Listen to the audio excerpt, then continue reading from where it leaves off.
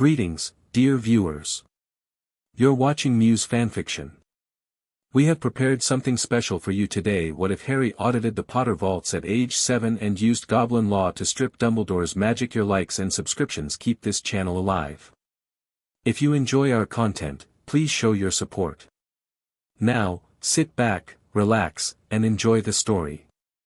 Chapter 1, The Inheritance Letter. The cupboard under the stairs was unbearably hot in July. 7-year-old Harry Potter lay on his thin mattress, counting the spiders that crawled across the slanted ceiling. 6 spiders today, a new record. Outside, the sounds of Dudley's birthday party echoed through the house, children laughing, adults chattering, and the occasional shriek of delight as another present was unwrapped. Harry wasn't invited, of course. Aunt Petunia had locked him away after breakfast with strict instructions to not make a sound. So he lay quietly, ignoring the rumble in his stomach. He'd learned years ago that complaining only made things worse. A soft tapping sound interrupted his spider counting. At first, Harry thought it might be one of Dudley's friends accidentally knocking against the cupboard door. But the tapping continued, more insistent now, and it wasn't coming from the door. It was coming from the small, dust-covered window near the ceiling of his cupboard. Harry sat up, narrowly avoiding hitting his head. Standing on his mattress, he peered through the grimy glass. A small brown owl stared back at him, an envelope clasped in its beak. An owl? Harry whispered to himself. In the daytime? The owl tapped again, more urgently this time. Curious, Harry unlatched the window, which hadn't been opened in years. With some effort, the window swung inward, letting in a welcome breeze along with the determined bird. The owl hopped inside, dropped the envelope on Harry's mattress, and fixed him with an imperious stare. "Thank you," Harry said uncertainly, reaching for the envelope. The owl gave a soft hoot and remained perched on his windowsill, as if waiting for something. The envelope was thick and heavy, made of yellowish parchment, and addressed in emerald green ink, Mr. H. Potter, the cupboard under the stairs 4, Privet Drive, Little Whinging, Surrey. Harry's heart raced. No one had ever sent him mail before. Who could possibly know he lived in a cupboard? He turned the envelope over and saw a purple wax seal bearing a coat of arms, a large letter G surrounded by strange symbols. As his fingers touched the seal, a curious warmth spread through his hand. The sensation wasn't unpleasant, quite the opposite. It felt like recognition, like belonging. Carefully breaking the seal, Harry pulled out several sheets of the same heavy parchment. The top page bore an elaborate letterhead, Gringotts Wizarding Bank, London Branch, Account Services Division. Harry blinked several times, certain he'd misread. Wizarding Bank? But as his eyes moved down the page, things only became stranger. Dear Mr. Potter, it has come to our attention that there have been no authorized representatives reviewing the quarterly statements of your family vault since your parents' passing, despite multiple notifications sent to your magical guardian. According to our records, you are now 7 years of age, which permits you, under Goblin Banking Code Section 57B, to request a preliminary inheritance briefing in the presence of a bank representative. Irregularities have been flagged in several transactions relating to your trust vault and family holdings. These matters require immediate attention. If you wish to address these concerns, please retain this letter and present it to the Gringotts head teller at your earliest convenience. The bearer owl has been instructed to await your reply, should you wish to schedule a specific appointment. May your gold flow and your enemies fall. Griphook Potter, Accounts Manager, Gringotts Wizarding Bank. Harry read the letter 3 times, his mind racing. Magic. Goblins. Family vaults. Each concept was simultaneously impossible and yet somehow familiar. Like remembering something from a dream. The owl hooted softly, breaking Harry's concentration. It seemed to be waiting for a response. I need to write back, Harry murmured. He glanced around his cupboard, spotting a broken pencil stub and a crumpled sheet of paper from Dudley's discarded homework. Smoothing the paper as best he could, Harry wrote on the blank side, Dear Mr. Griphook, I would like to visit Gringotts as soon as possible about the irregularities you mentioned. However, I don't know where the bank is or how to get there. Can you help? Sincerely, Harry Potter. Harry folded the note uncertainly and held it out to the owl, which promptly seized it in its beak. Without further ado, the bird turned and squeezed back through the window, disappearing into the bright summer day. Harry carefully refolded the Gringotts letter and tucked it under his mattress. His mind buzzed with questions. If magic was real, and deep down, a part of him had always suspected it might be, then perhaps the strange things that happened around him weren't accidents. Perhaps they were something he could control. The thought was both terrifying and exhilarating. The reply came at dawn the next day, delivered by the same brown owl. Harry had barely slept, his mind too full of possibilities. The new envelope contained a detailed letter with instructions to reach Diagon Alley and Gringotts Bank, along with a curious bronze key that felt warm to his touch. This temporary transportation token will guide you to the Leaky Cauldron entrance, the letter explained. Simply hold it in your palm and walk toward London. When you are within range, it will warm to indicate the correct direction. Harry examined the token with fascination. It was his first tangible proof that magic truly existed. The letter continued, "Present yourself at Gringotts at 9 a.m. sharp tomorrow. The head teller has been notified of your appointment. Bring this letter and the enclosed token. Tomorrow." Harry bit his lip, mind already calculating. Uncle Vernon would be at work, Dudley at his friend Pierce's house, but Aunt Petunia would be home. He'd need to be clever. For the rest of the day, Harry was uncommonly helpful, cleaning the kitchen after breakfast and weeding the garden without complaint. Aunt Petunia eyed him suspiciously but seemed pleased with his industriousness. "I've finished everything on the list, Aunt Petunia," Harry said carefully that evening.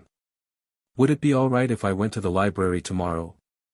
Mrs. Collins said they have a summer reading program." Aunt Petunia's lips thinned. "The library? Since when do you care about reading?" "My teacher said I need to improve before next term," Harry lied, keeping his eyes appropriately downcast. "She said she'd check with the librarian to see if I went." This fabricated threat of school involvement worked exactly as Harry had hoped. Aunt Petunia was always terrified of appearing neglectful to outsiders. "Fine," she snapped. "But be back by 4 to help with dinner." Harry nodded eagerly, careful not to seem too pleased. "Yes, Aunt Petunia. Thank you." That night, Harry could barely sleep. He placed the bronze token and the Gringotts letter under his pillow, one hand resting on them as if afraid they might disappear. In the darkness of his cupboard, he whispered the strange words to himself: Gringotts, galleons, Goblin. They tasted like freedom. The next morning, Harry slipped out of the house at precisely 7:30 a.m., dressed in his least ragged clothes. He'd managed to wash his face and somewhat tame his unruly black hair, though the lightning-shaped scar on his forehead remained stubbornly visible. In his pocket, he carried the bronze token, the Gringotts letter, and the meager savings he'd accumulated from doing neighborhood odd jobs, £3.72. It wasn't much, but Harry couldn't imagine visiting a bank empty-handed. Following the letter's instructions, Harry walked toward the nearest bus stop. The moment he held the token in his palm, he felt a gentle warmth. When he turned slightly northeast, the warmth intensified. Like a game of hot and cold, Harry murmured, smiling to himself as he boarded the bus to London. 2 hours and 3 bus transfers later, guided by the increasingly warm token, Harry found himself standing before a shabby-looking pub nestled between a bookshop and a record store. The sign above the door read, "The Leaky Cauldron," though Harry noticed that the pedestrians hurrying past didn't seem to see it at all. Their eyes slid from the bookshop to the record store as if the pub didn't exist. Taking a deep breath, Harry pushed open the door and stepped inside. The pub was dark and somewhat shabby. A few patrons in strange robes sat at tables, drinking from heavy mugs and engaged in quiet conversation. Behind the bar, a bald man was wiping glasses with a cloth. Harry approached the bar, clutching his letter. "Excuse me, sir. I need to get to Diagon Alley. For Gringotts Bank." The barman looked down, seemingly surprised to see a small boy standing alone at his counter. His eyes flickered briefly to Harry's forehead, widening slightly, but to Harry's relief, he didn't comment. "Gringotts, the man said. "First time to the alley?" Harry nodded. "Tom's the name." "Follow me, young sir." Harry followed Tom through the bar and out into a small, walled courtyard where there was nothing but a trash can and a few weeds. The barman pulled a wooden stick, a wand, Harry realized with a jolt, from his robes and tapped a specific brick in the wall. The brick quivered and wiggled, and then the entire wall began to rearrange itself, bricks sliding and folding until they formed an archway large enough for even an adult to walk through comfortably. Beyond the archway stretched a cobbled street that twisted and turned out of sight, lined with the most extraordinary shops Harry had ever seen. "Welcome to Diagon Alley," Tom said, gesturing for Harry to proceed. "Gringotts is the big white building at the end. Can't miss it." "Thank you, sir," Harry said, stepping through the archway. He heard the bricks rearranging themselves behind him but didn't turn around. He was too entranced by the sight before him.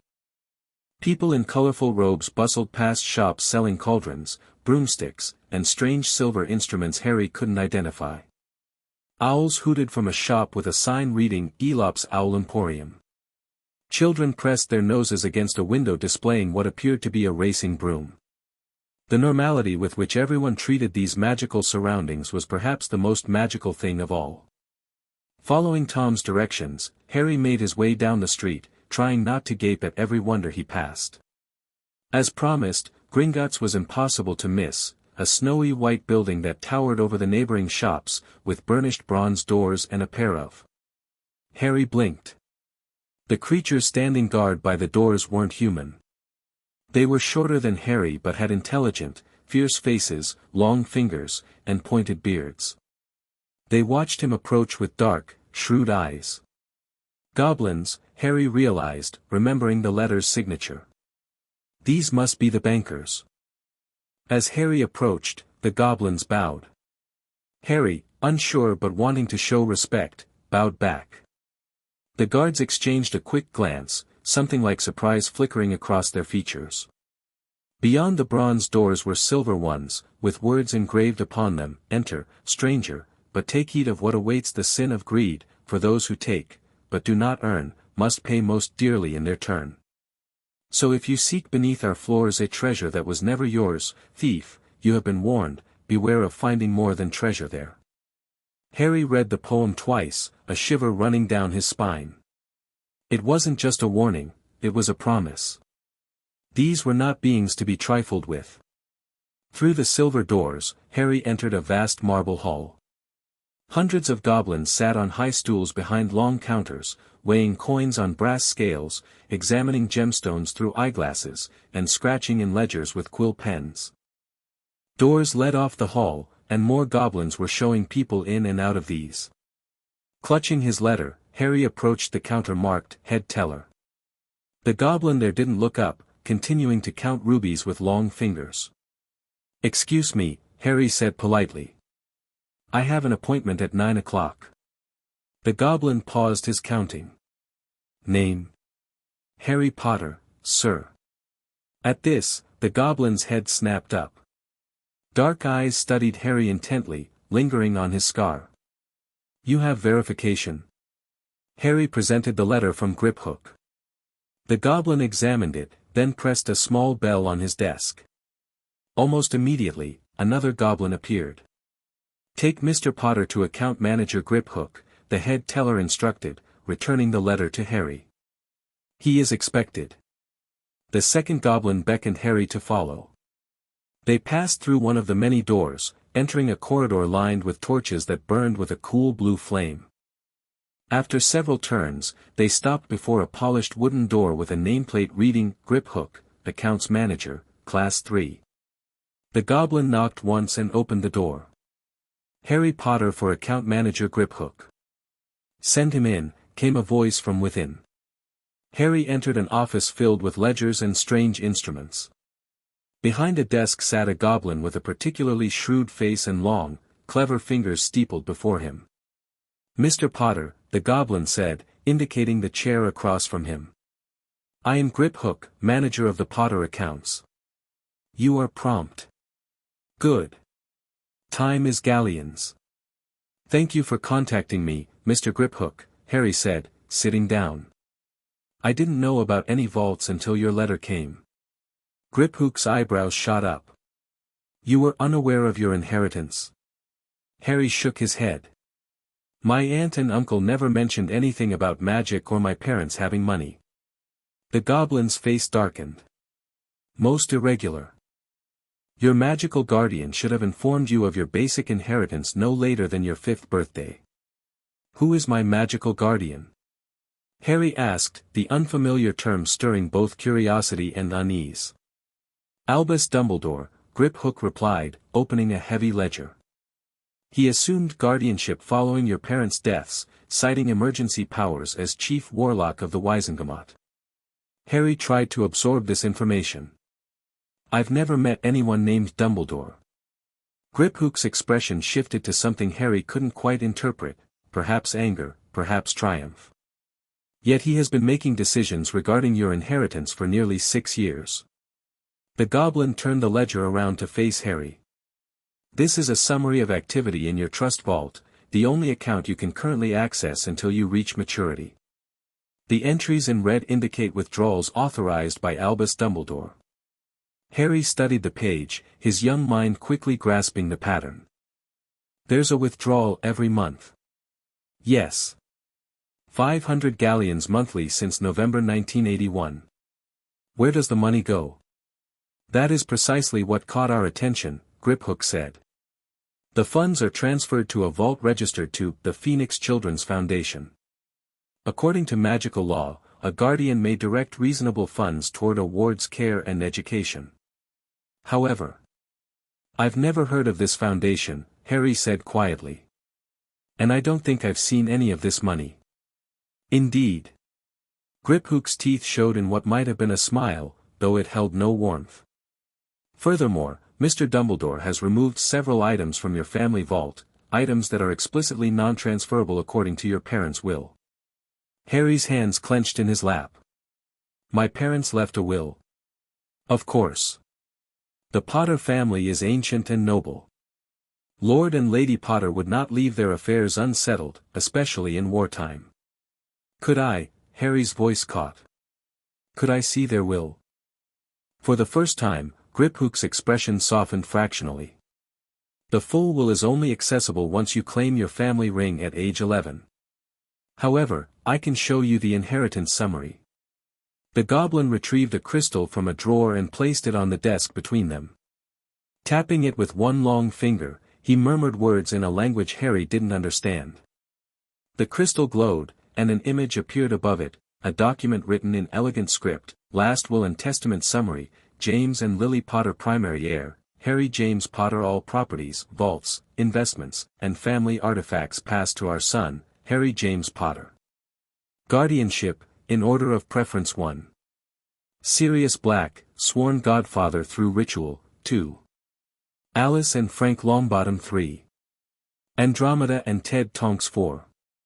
Minerva McGonagall under no circumstances is our son to be placed with Petunia and Vernon Dursley. The last line hit Harry like a physical blow. His parents had explicitly forbidden exactly what had happened. He was never meant to be with the Dursleys. And who were these other people, his godfather, the Longbottoms, the Tonks family, McGonagall? Why? Harry whispered. Why wasn't the will followed? It was sealed by the Chief Warlock, Albus Dumbledore, immediately after your parents' deaths. He claimed emergency powers due to the unusual circumstances of their murder and your survival. Harry stared at the Goblin, processing this betrayal. Can anything be done? Grip Hook's dark eyes glittered. That, Mr. Potter, depends on how far you wish to pursue this matter. Gringotts can perform a full inheritance audit, which would document all discrepancies and violations. Such an audit would be binding under both wizarding and goblin law. What would happen to Dumbledore? If significant violations are proven, there are consequences. Magical consequences. Our laws are older than the Ministry of Magic, and they carry different powers. Harry thought for a moment. Would an audit get me away from the Dursleys? It would invalidate Mr. Dumbledore's guardianship claim, reverting guardianship to the next available person named in your parents' will.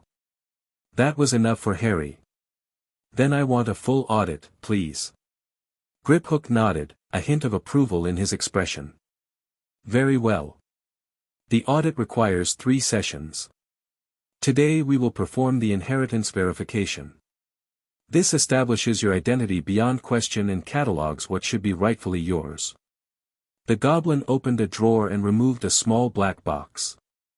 From it, he extracted a silver dagger with runes etched along the blade and a shallow stone bowl with similar markings around its rim. 3 drops of your blood in the bowl, Mr. Potter. The magic will do the rest. Harry hesitated only briefly before extending his hand. The dagger pricked his finger with surprising gentleness. 3 drops of bright red blood fell into the bowl, where they began to swirl of their own accord, forming patterns that glowed with golden light.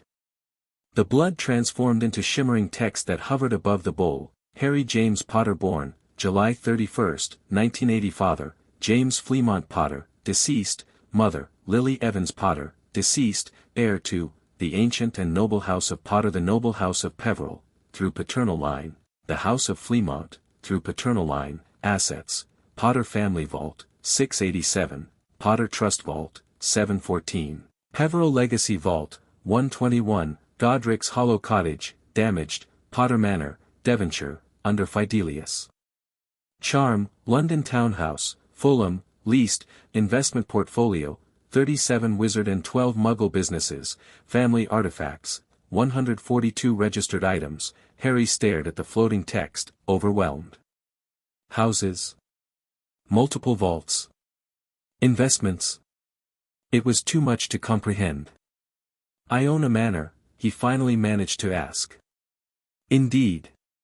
Your family's ancestral home.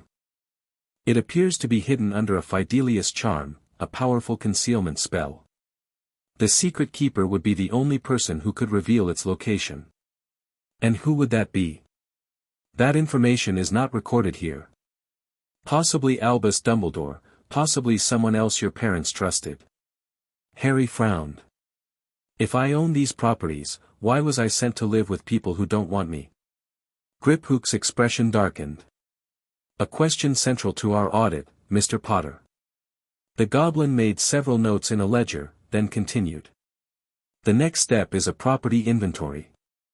We will need to visit your trust vault. It should contain a magical ledger that automatically records the contents of all Potter properties. Griphook led Harry through another door at the back of his office, revealing a narrow stone passageway lit by flaming torches. A small cart waited on tracks that reminded Harry of a mine railway. They climbed in, and immediately the cart took off, hurtling through a maze of twisting passages. Harry couldn't suppress his delight at the wild cart ride, the wind whipping his hair as they plunged deeper underground, taking sharp turns and steep dives. For the first time since entering the bank, he felt like the 7-year-old boy he was, rather than someone burdened with adult concerns. The cart finally stopped beside a small door in the passage wall. Griphook extracted a small golden key. Your trust vault, Mr. Potter. Established by your parents for your school expenses and personal needs until you come of age. The door melted away at the key's touch, revealing a cavern filled with mounds of gold, silver, and bronze coins. Harry gaped at the sight. The gold ones are galleons, Griphook explained. 17 silver sickles to a galleon, 29 bronze nuts to a sickle. Your trust vault currently contains approximately 20,000 galleons, though it should be significantly more given the scheduled deposits from the Potter family vault. This discrepancy will be noted in the audit. Harry nodded, still overwhelmed by the sight of more money than he'd ever imagined possessing. Over here, Griphook said, leading Harry to a pedestal near the back of the vault. On it sat a leather-bound book with the Potter family crest embossed on its cover. The property ledger. If you would place your hand on it, Mr. Potter. Harry did as instructed. The moment his palm touched the leather, the book sprang open, its pages rapidly flipping as though caught in a strong wind. When they settled, the book glowed briefly before displaying a comprehensive list. Griphook scanned the pages, his expression growing increasingly grim. Most troubling. Several items are missing from both this vault and the main Potter vault. What kinds of items? Family heirlooms, primarily. Magical artifacts of significant power and sentimental value. Griphook pointed to several entries marked with red flags. These items were removed by Albus Dumbledore between 1981 and 1984. Harry stared at the list, a strange mixture of anger and determination building within him. Can we get them back? With a successful audit, yes. The third session will involve formal charges and restitution. As Harry continued examining the ledger, something strange happened. Certain entries seemed to call to him, the text shimmering when his eyes passed over them. One entry in particular practically vibrated on the page: Potter family signet ring, main vault, location, removed by APWB Dumbledore, January 1982, the ring is responding to your presence, Griphook observed. Unusual for one so young. Family magic recognizes you as the true heir. Can we see the main vault too? Harry asked. Griphook hesitated. Normally, you cannot access it until age 11. However, for audit purposes, we can perform a limited inspection. Back in the cart they went, plunging even deeper into the caverns beneath Gringotts. The air grew colder, the passages darker. Finally, they stopped before a massive door with no keyhole or handle, only the Potter crest emblazoned in the center. Place your hand on the crest, Griphook instructed. If the family magic truly recognizes you, it will permit entry for inspection purposes. Harry touched the crest, and immediately felt a warm tingling spread up his arm. The sensation wasn't painful, it felt welcoming, like returning to a home he'd never known he had. The door silently swung open. The Potter family vault was enormous, filled not just with money but with furniture, paintings, weapons, books, and countless other treasures collected over generations. Harry stepped inside, drawn to a glass case that stood prominently in the center. The case was empty, but a card beside it read, Potter family signet ring, bestows authority of head of house to recognized heir upon maturity. This should have gone to your trust vault on your 5th birthday, Griphook said. It would remain dormant until you turned 11, but its presence would strengthen the family magic protecting you. Harry traced the outline of where the ring should have been. As his finger moved across the glass, a spark of golden light followed, dancing along his fingertip. Griphook's eyes widened. Extraordinary. The family magic is responding to you even without the physical artifacts. I have not seen such a strong affinity in a child your age. Harry moved through the vault, drawn to various items as if they were calling to him. Each time he touched something, a book, a small carved box, an old wand in a display case, the same golden light flickered around his fingers. Mr. Potter, Griphook said after observing this phenomenon several times, these reactions strengthen our case considerably. The Potter family magic clearly recognizes you as the rightful heir. For Dumbledore to have removed items connected to this magic. The Goblin shook his head. It is not merely theft. It is interference with ancient bloodline protections. Harry nodded solemnly, understanding instinctively the significance of what Griphook was saying. What happens now? We return to my office to document today's findings. The second audit session will require special preparation and should be scheduled within the week. As they rode the cart back to the upper levels, Harry's mind raced with all he had learned. By the time they returned to Griphook's office, he had reached a decision. Mr. Griphook, Harry said as the Goblin prepared the audit documentation, I'd like to continue with this as quickly as possible. But I'm worried about going back to the Dursleys. If Dumbledore put me there against my parents' wishes, what's to stop him from interfering once he knows about the audit? Griphook considered this a valid concern. The audit is confidential until formally filed, but once proceedings begin, he will be notified. Is there somewhere else I could stay? Just until the audit is complete? The goblin tapped his long fingers on the desk. Gringotts cannot directly involve itself in wizarding custody matters. However, he hesitated. There is a provision in goblin banking law. If an heir is conducting business that requires multiple sessions, they may request secure accommodations to ensure the uninterrupted completion of financial affairs. Could I use that provision? Harry asked hopefully. It would be unusual for one so young. But given the complexity of your case and the evidence of magical interference, it could be justified. Griphook made a note in his ledger. I will consult with Director Ragnarok.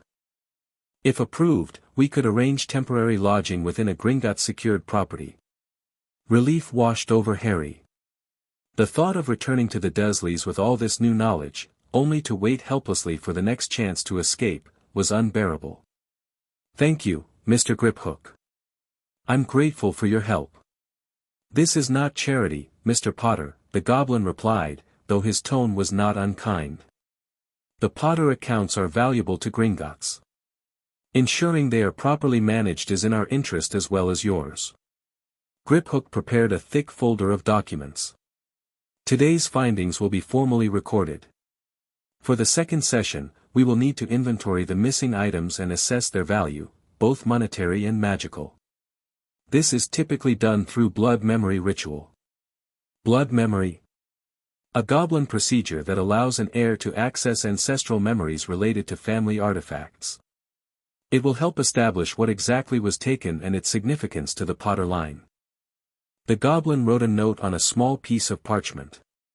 Take this to the head teller before you leave. It authorizes a withdrawal of 50 galleons for your immediate needs. He paused. And Mr. Potter, I would recommend discretion regarding today's proceedings. Harry nodded, understanding the warning. When should I return for the second session? 3 days hence. 9 o'clock. The head teller will notify you regarding the accommodation request. Griphook extended his hand, a gesture Harry sensed was not offered lightly to wizards. Until then, heir of Potter. Harry shook the goblin's hand firmly. Thank you, account manager Griphook. May your gold always flow.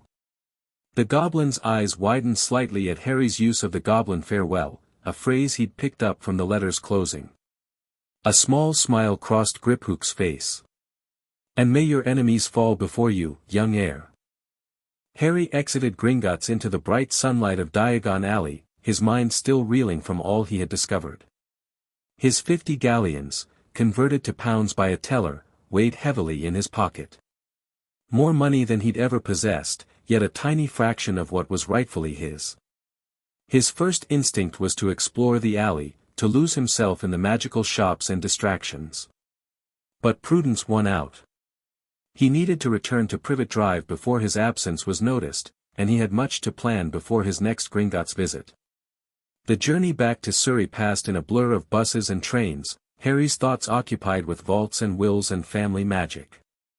By the time he reached Privet Drive, it was just past 3 o'clock, plenty of time to slip back in before Aunt Petunia expected him.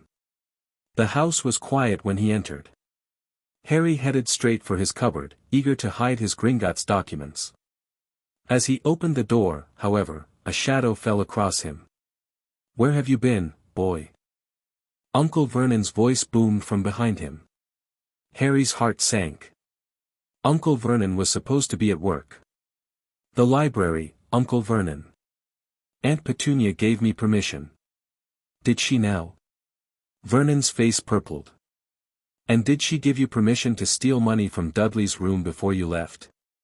Harry's blood ran cold. I didn't take anything from Dudley. Liar. Vernon bellowed, grabbing Harry by the collar. 10 pounds missing from his drawer. And suddenly you're off to the library all day. He shook Harry roughly. Turn out your pockets. Now. Harry's mind raced. The money from Gringotts was in his pocket, far more than 10 pounds. If Uncle Vernon found it.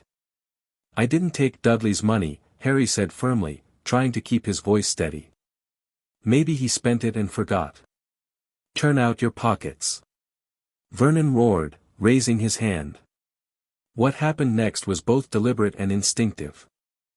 Harry focused on his anger, his indignation, his newfound knowledge that he was never meant to be in this house at all, and channeled it.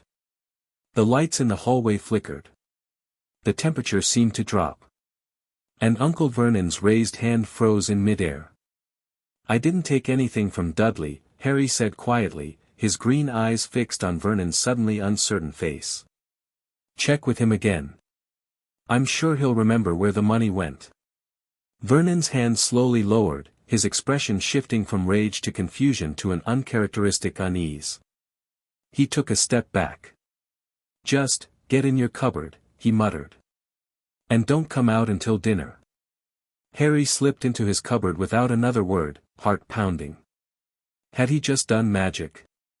Deliberately? The thought was both thrilling and terrifying.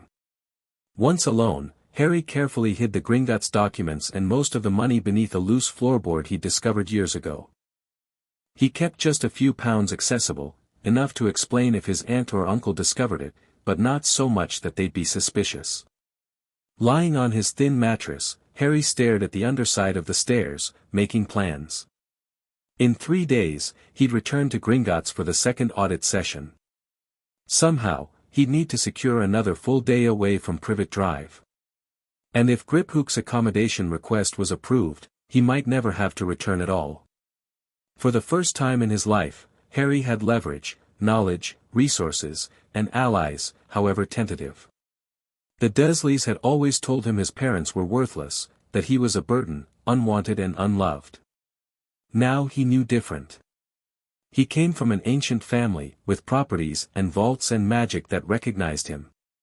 And somewhere out there was a man named Dumbledore who had taken what wasn't his, who had placed Harry with the Dursleys against his parents' explicit wishes. Harry's small hands clenched into fists. He would get answers. He would reclaim what was his. And he would make sure Albus Dumbledore understood exactly what it meant to betray the Potter family. In a castle far to the north, an old man with a long silver beard sat in his office, surrounded by whirring silver instruments. One of these instruments, shaped like a spinning top, suddenly stopped its perpetual motion and emitted a high-pitched whine. Albus Dumbledore looked up from his paperwork, frowning. The monitoring device, one of several tied to Harry Potter's magical signature, was indicating an unusual surge of focused magic. Not accidental magic, which registered differently, but something more controlled. Curious, Dumbledore murmured, rising to examine the device more closely. Very curious indeed. He tapped the instrument with his wand, causing it to display a ghostly image, Harry Potter, eyes blazing with determination, facing down his uncle. Dumbledore stroked his beard thoughtfully.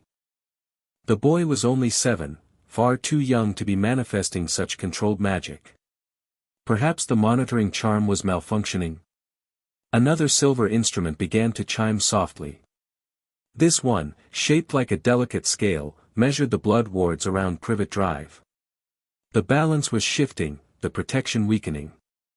Impossible, Dumbledore muttered. The ward should hold until he's 17, so long as he calls that place home. But the evidence before him suggested otherwise. Something had changed. The boy had changed. For a moment, Dumbledore considered paying a visit to Privet Drive to investigate personally. But no, better to monitor the situation remotely for now. The blood protection was weakened but still functioning. And his plans for Harry Potter were too important, too carefully arranged to risk direct intervention over what might be a temporary anomaly. All will be well, Dumbledore assured himself, returning to his desk. The greater good requires patience. One of the portraits on the wall, a clever-looking witch in medieval robes, watched the headmaster with narrowed eyes but remained silent. In his perch by the window, Fawkes the Phoenix trilled a soft, somewhat melancholy note. Dumbledore glanced at his familiar, momentarily troubled, before dismissing his concerns and returning to his paperwork. Everything was under control. It had to be. 3 days later, Harry stood once again in Griphook's office at Gringotts, having managed another miraculous escape from Privet Drive, this time using the excuse of a free summer program at the local community center. "The director has approved your accommodation request," Griphook informed him without preamble. "A property has been secured for the duration of the audit proceedings." Relief flooded through Harry. "Thank you. You may move in today, after our second session. The blood memory ritual awaits." Griphook gestured to a doorway that hadn't been present during Harry's first visit. "This way, Mr. Potter." Harry followed the goblin into a circular chamber with a domed ceiling. Runes covered the walls, glowing faintly in the dim light. In the center stood a stone basin larger than the one they'd used for the identity verification, large enough for a child to sit in. 3 goblin elders waited within, dressed in formal robes adorned with metallic threads that caught the light as they moved. They regarded Harry with solemn expressions. "The Inheritance Tribunal," Griphook explained quietly. "They will conduct the ritual and serve as witnesses for the audit." The eldest goblin stepped forward. "Harry James Potter. You seek to access the blood memories of your line to document misappropriated artifacts. Be warned, these memories are not your own, but those of your ancestors. They may be disorienting or overwhelming." Harry swallowed nervously but nodded. "I understand. I want to proceed." "Then remove your outer garments and enter the basin." Harry slipped off his oversized shirt and trousers, standing in just his underwear. Self-conscious about his skinny frame, he quickly climbed into the stone basin, which was filled with a clear, slightly viscous liquid that felt warm against his skin. "Lie back," the eldest goblin instructed. "The ritual requires full immersion. You will not drown, the liquid allows breathing. When you feel the connection to your ancestors, focus on the missing artifacts. Their memories will guide you." Harry lay back, allowing the strange liquid to cover him completely. For a moment, panic seized him, the instinctive fear of being underwater without air. But as the goblin had promised, he found he could breathe normally, the liquid filling his lungs without discomfort. A soft chanting began around him, the goblins' voices blending in a language Harry didn't recognize. The liquid began to warm further, glowing with a soft golden light that seemed to penetrate Harry's very skin. Then, suddenly, he wasn't in the chamber anymore. He was in a workshop, hands that weren't his own carefully crafting a ring of gold and ruby. These hands were larger, stronger, weathered by time. He knew, somehow, that he was experiencing the memory of Hardwin Potter, his ancestor from the 12th century, creating what would become the Potter family signet ring. "The blood of our line, freely given," Hardwin murmured, adding a drop of his own blood to the molten gold. "The stone of our house, earned in battle." He set the ruby in place, where it glowed with an inner fire. "The magic of our heart, willingly shared." He passed his wand over the creation, sealing the enchantments with a final incantation. The ring pulsed with power, the ruby catching the candlelight. Harry could feel the magic woven into it: protection, recognition, authority.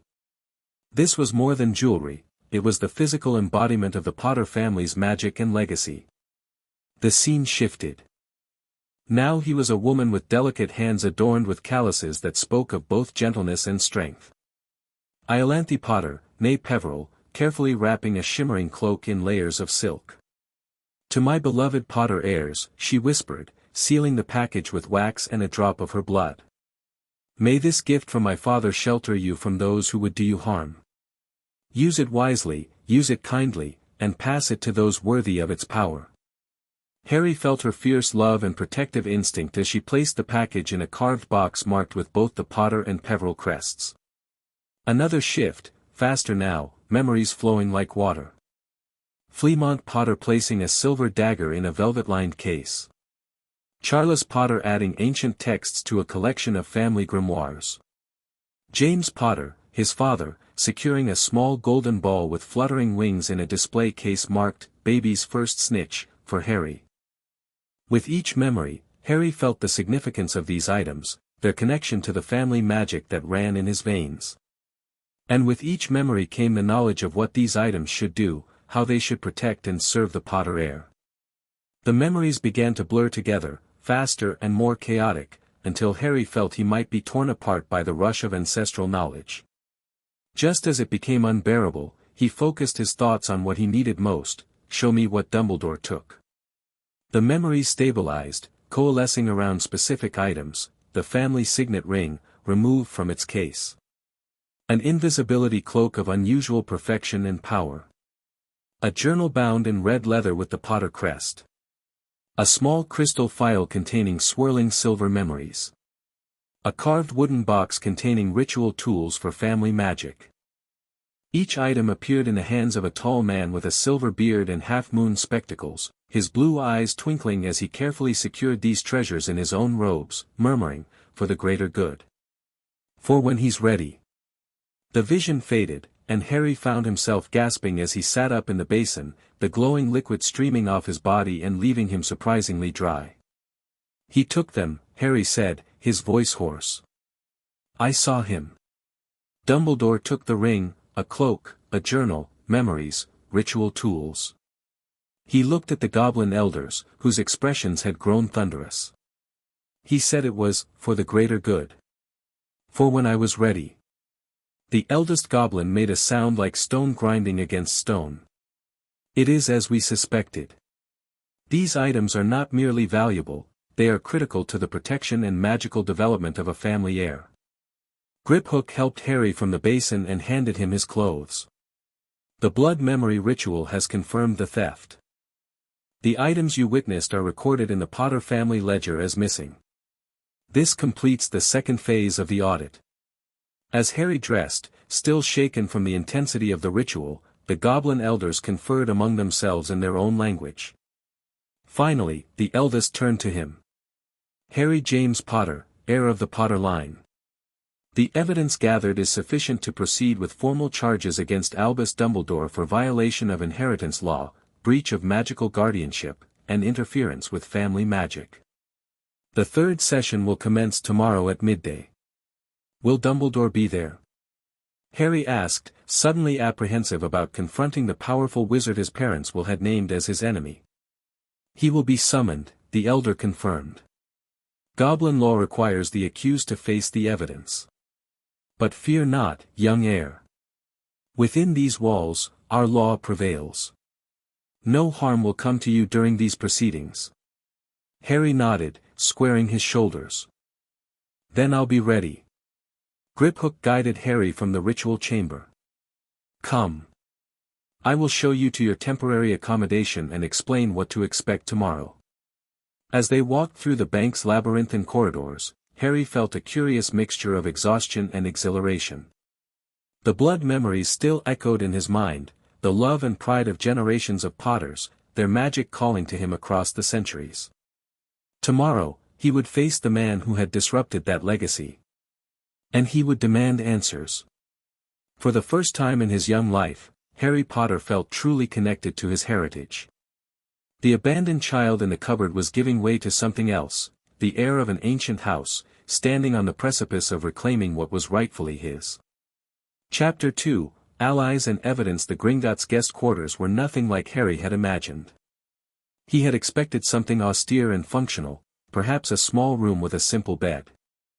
Instead, Griphook led him through a hidden door behind the bank that opened into a lavish apartment with high ceilings, elegant furniture, and windows charmed to show a breathtaking mountain landscape despite being underground. These accommodations were originally designed for visiting dignitaries, Griphook explained as Harry gazed around in wonder. The Potter accounts justify such arrangements. A Goblin steward appeared, bowing slightly. "Refreshments will be served in 1 hour. Does the young heir have any dietary preferences?"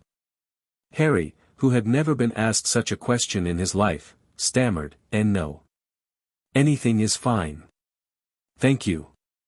When the steward departed, Griphook handed Harry a small silver key. "This grants you access to these quarters and certain areas of Gringotts. Do not lose it." "I won't," Harry promised, tucking it carefully into his pocket. "What happens now? Before tomorrow's session with Dumbledore?" Now, Griphook said, we prepare. The evidence is substantial, but Dumbledore is powerful and politically connected. He will not surrender without resistance.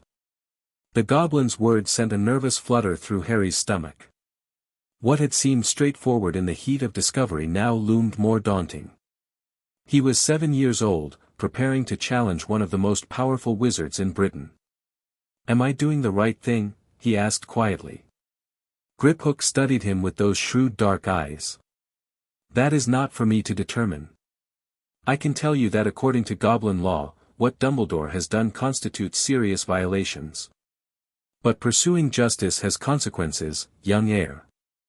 Are you prepared for them? Harry thought about the Dursleys, about the cupboard, about years of being told his parents were worthless. He thought about his mother and father specifying that he should never go to Petunia. He thought about the family ring and the other treasures that should have protected him. Yes, he said finally. I want the truth. And I want what's mine. Griphook nodded, seemingly satisfied. Then there is someone you should meet. She will arrive tomorrow morning before the hearing. Who? Andromeda Tonks, née Black. Third on your parents' guardianship list. Harry's eyes widened. She's alive. She's coming here. Indeed. We have contacted her regarding the audit. She was most disturbed to learn of your situation. Hope surged in Harry's chest. Someone from the list, someone his parents had trusted, was coming. What about the others? My godfather and the Longbottoms? Griphook's expression darkened. Sirius Black is in Azkaban prison for betraying your parents to the Dark Lord and murdering 12 Muggles. The hope that had been building crashed instantly. What? But my parents named him as guardian. Why would they choose someone who would betray them? An excellent question, Griphook acknowledged. One of many surrounding that situation. As for the Longbottoms, they were attacked shortly after your parents' deaths. They survive, but their minds were damaged beyond repair by dark magic. They reside permanently in St. Mungo's Hospital. Harry felt sick. So much death and suffering surrounding his infancy. And the last person? McGonagall.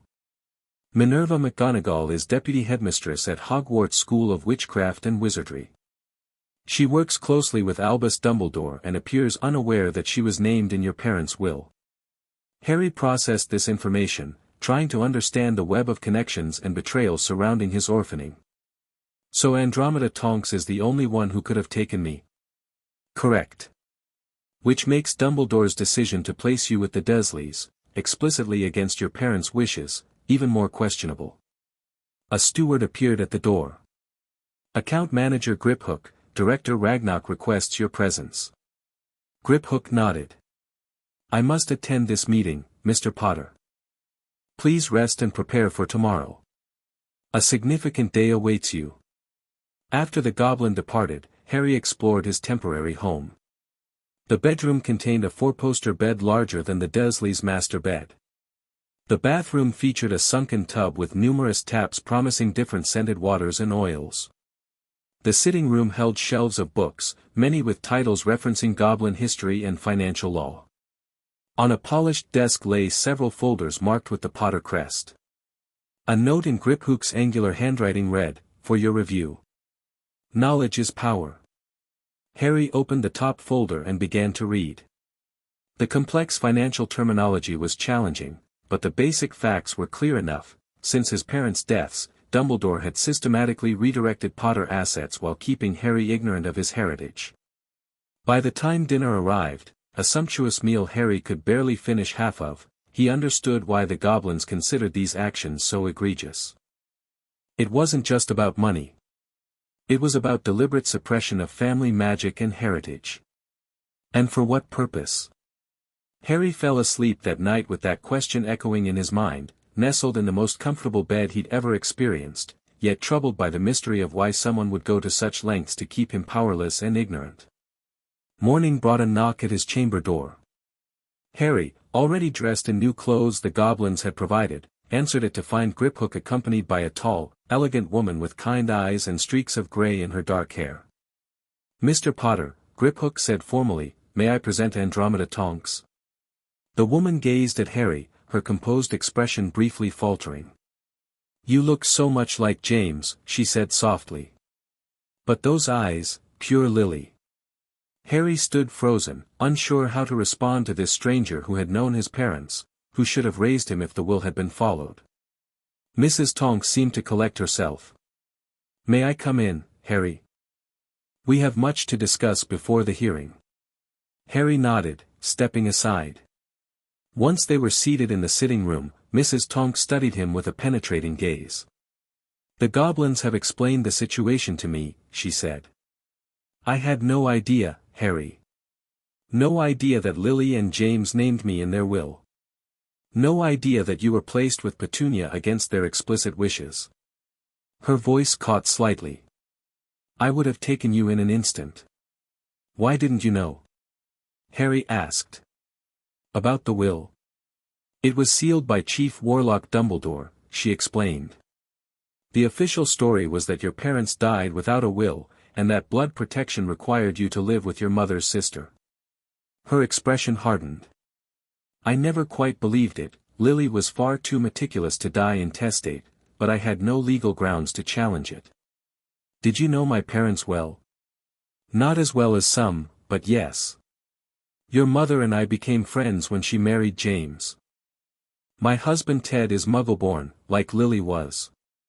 We bonded over the challenges of navigating pureblood society." She smiled at the memory. "Lily was brilliant, fierce and kind in equal measure. James was all swagger when they first married, but your mother shaped him into a fine man. They were so happy when you came along." Harry soaked in these details hungrily. "The Dursleys never talk about them. Except to say they were unemployed drunks who got themselves killed in a car crash." Andromeda's expression turned thunderous. "A car crash. Those. She seemed unable to find words adequate to her outrage. After taking a calming breath, she continued, "Your father was from an ancient wizarding family with considerable wealth. Your mother was one of the most talented witches of her generation. They fought bravely against the darkest wizard of our time, and died protecting you."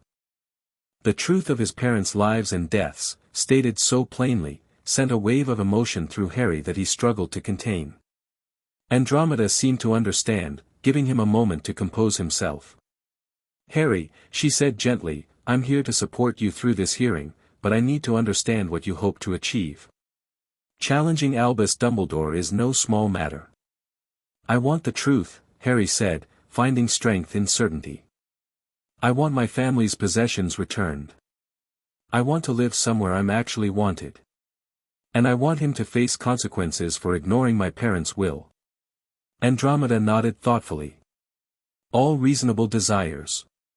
But you should know that Dumbledore has already begun maneuvering. My husband works at the ministry. He says Dumbledore spent yesterday in closed meetings with the minister and several department heads."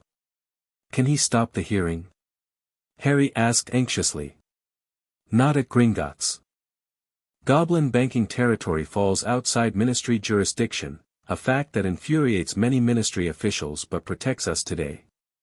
However, he may try to challenge any outcomes through wizarding legal channels."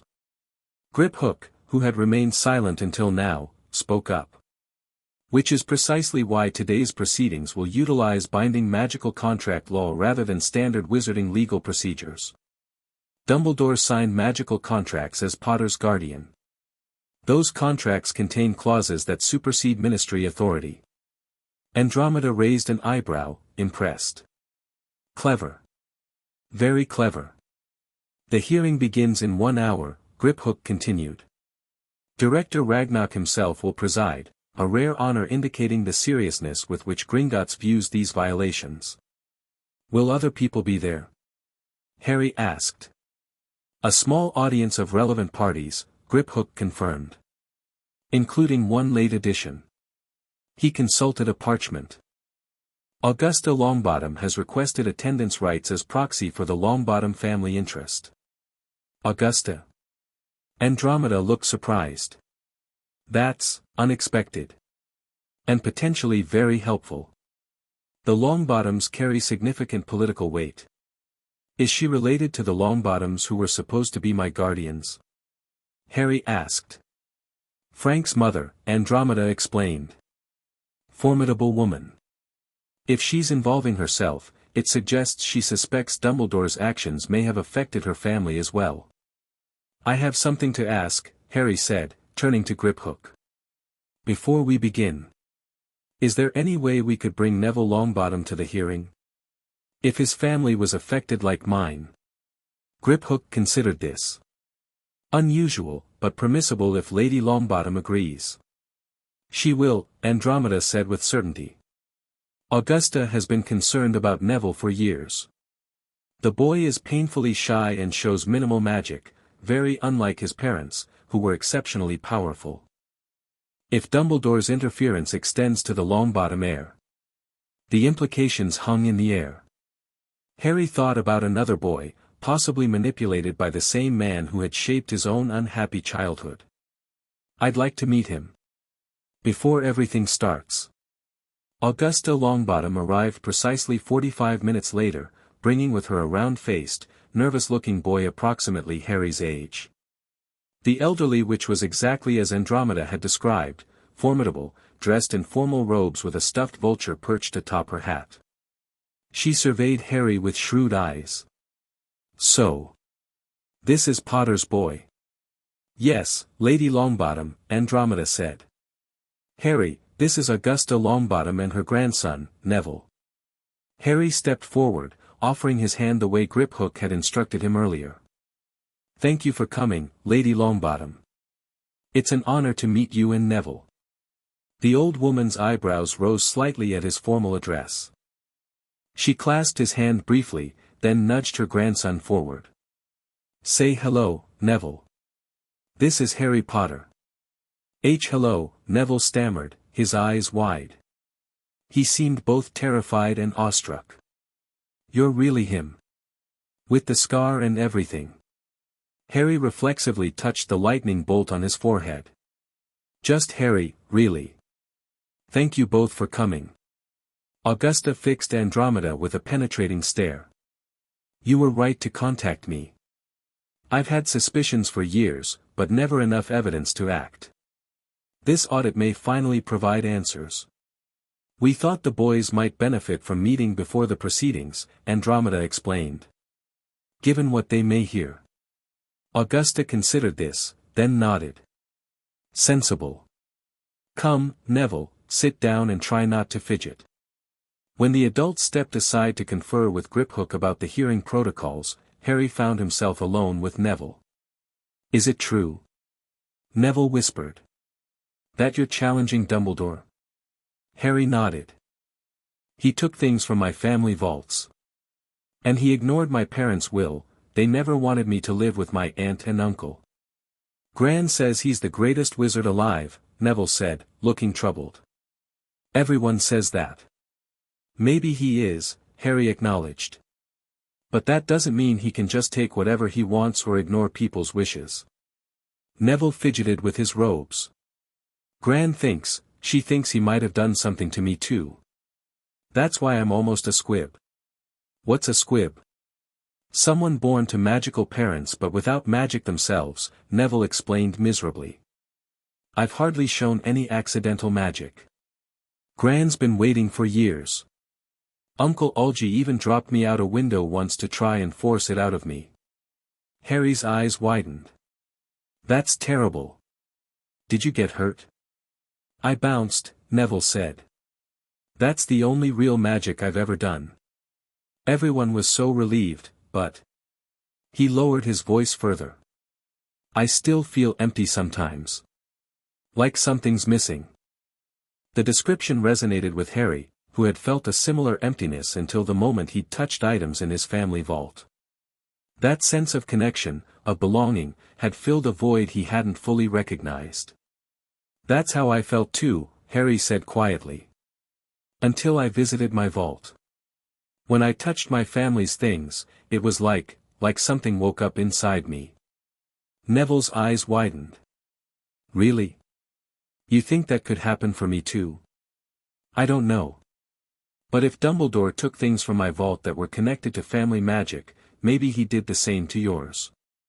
Griphook approached before they could discuss further. It is time. Director Ragnarok awaits. The Gringotts tribunal chamber was circular, with tiered seating surrounding a central floor. At the far end sat 3 ornate chairs on a raised dais, the center one larger and more elaborate than the others. Goblin guards in ceremonial armor stood at regular intervals around the perimeter, their expressions impassive but vigilant. As Harry entered with Griphook, Andromeda, and the Longbottoms, he saw that several seats were already occupied. A stern-looking witch with a monocle sat beside a younger wizard with a scroll and quill. An ancient goblin in elaborate robes was deep in conversation with another goblin Harry recognized as the head teller. The witch with the monocle is Amelia Bones, head of magical law enforcement, Andromeda whispered to Harry. Her presence suggests the ministry is taking this seriously. Harry was directed to a small table on the chamber floor, where Griphook indicated he should sit. Andromeda took the seat beside him, while Augusta and Neville were shown to seats in the first row of the gallery. At precisely noon, a side door opened, and an elderly goblin in magnificent gold-embroidered robes entered. Everyone, including the other goblins, rose respectfully. Director Ragnarok, Griphook murmured to Harry. The director took the central chair on the dais, flanked by 2 goblin elders Harry recognized from the blood memory ritual. When all were seated, Ragnarok spoke in a voice that, while not loud, filled the chamber effortlessly. We convene today for the third and final session of Inheritance Audit Case number 1987-42, concerning the Potter family assets and guardianship. Before we proceed, we await the arrival of the named party, Albus Percival Wulfric Brian Dumbledore, who has been summoned in accordance with the binding guardianship contract he signed in November 1981. As if on cue, the main doors swung open. Albus Dumbledore entered, resplendent in deep purple robes embroidered with silver stars. His long silver beard gleamed in the torchlight, and his half-moon spectacles sat precisely on his crooked nose. He moved with the confidence of a man accustomed to commanding every room he entered. Harry's first thought was that the man looked exactly as he had in the blood memories. His second thought was that those twinkling blue eyes held a calculating sharpness at odds with his grandfatherly appearance. Dumbledore's gaze swept the chamber, pausing briefly on Harry before moving to Augusta Longbottom and Neville with a flicker of surprise. He approached the central floor and bowed slightly to Director Ragnarok. Director, he acknowledged. While I respect Gringotts' authority in financial matters, I must protest the involvement of a minor in these proceedings without proper ministry oversight. Harry Potter is under my magical guardianship, and, that guardianship is precisely what is under review today, Ragnarok interrupted coldly. Your authority derives from a position you claimed through emergency powers, circumventing the expressed wishes in the Potter will, a will you personally sealed from execution. Dumbledore's expression remained placid, but Harry noticed his hands tighten slightly on the wand he carried. I acted in accordance with wartime provisions that grant the Chief Warlock emergency powers when magical bloodlines are at risk of extinction. A curious interpretation, Ragnarok observed, given that multiple alternative guardians were named in the will, all capable of preserving the Potter line. Dumbledore's eyes flickered to Andromeda. Circumstances were complex. Blood protection required, we will address all evidence systematically, Ragnarok cut in again. Please be seated, Chief Warlock. Account Manager Griphook will present the audit findings. As Dumbledore took a seat at the table opposite Harry's, Griphook rose and moved to the center of the floor. With a snap of his fingers, a large crystal appeared, hovering in the air between the tables. The inheritance audit of the Potter accounts has identified 3 categories of violations, Griphook began, his voice formal and precise. First, unauthorized removal of family artifacts from the Potter vaults. Second, misappropriation of funds from the Potter Trust vault. Third, contravention of explicit guardianship directives in the sealed Potter will. The crystal glowed, projecting images of documents and ledger entries into the air. Regarding the first violation, between November 1981 and June 1984, Albus Dumbledore removed multiple artifacts from the Potter family vault, including the Potter family signet ring, an invisibility cloak of exceptional quality, a family grimoire, memory files, and ritual tools specific to Potter family magic. The crystal displayed images of each item, followed by vault records showing their removal. These items were not mere valuables, Griphook continued. They were essential components of the Potter family magic that should have been cultivating and protecting the Potter heir from infancy. Dumbledore leaned forward. I removed those items for safekeeping until Harry was old enough to appreciate their significance. The invisibility cloak alone is a priceless artifact that could be dangerous in untrained hands. Yet the Potter will explicitly stated that the heir should have access to these items through supervised visits to the family vault from age 5, Griphook countered. A standard practice among ancient families to foster the development of family magic.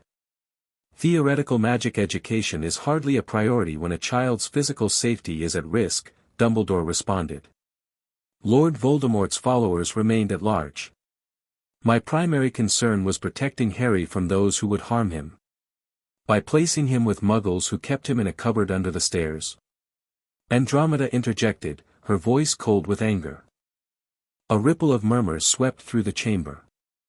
Amelia Bones leaned forward, her monocle glinting in the torchlight. A cupboard, she repeated sharply. Mr. Dumbledore, is this accurate? Dumbledore's composure faltered momentarily. I was unaware of the specific living arrangements. The blood protection that could have been maintained through proper magical guardianship, Griphook interrupted.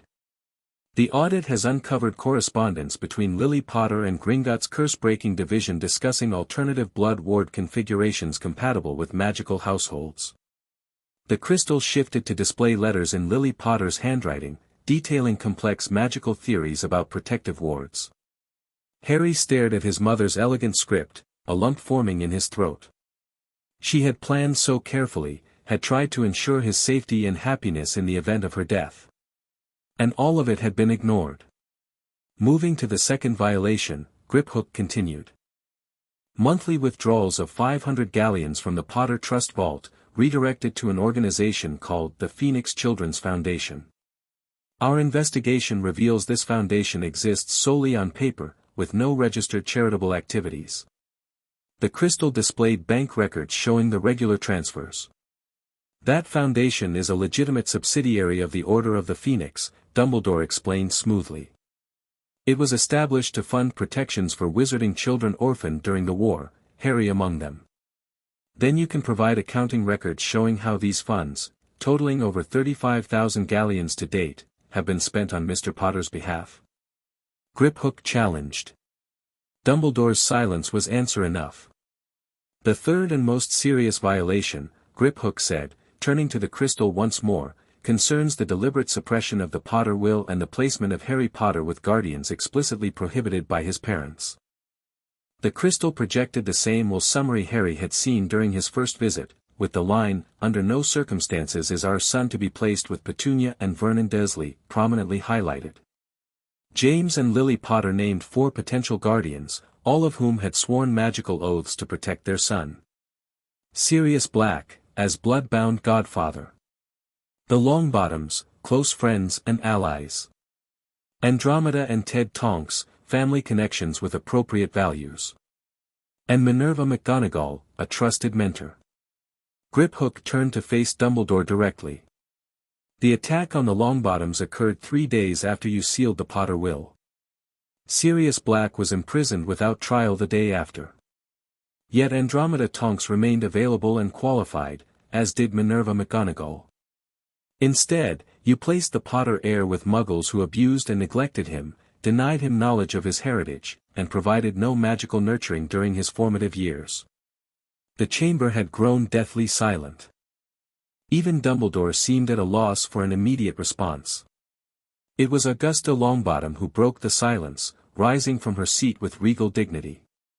"Director Ragnarok, I request permission to address the tribunal."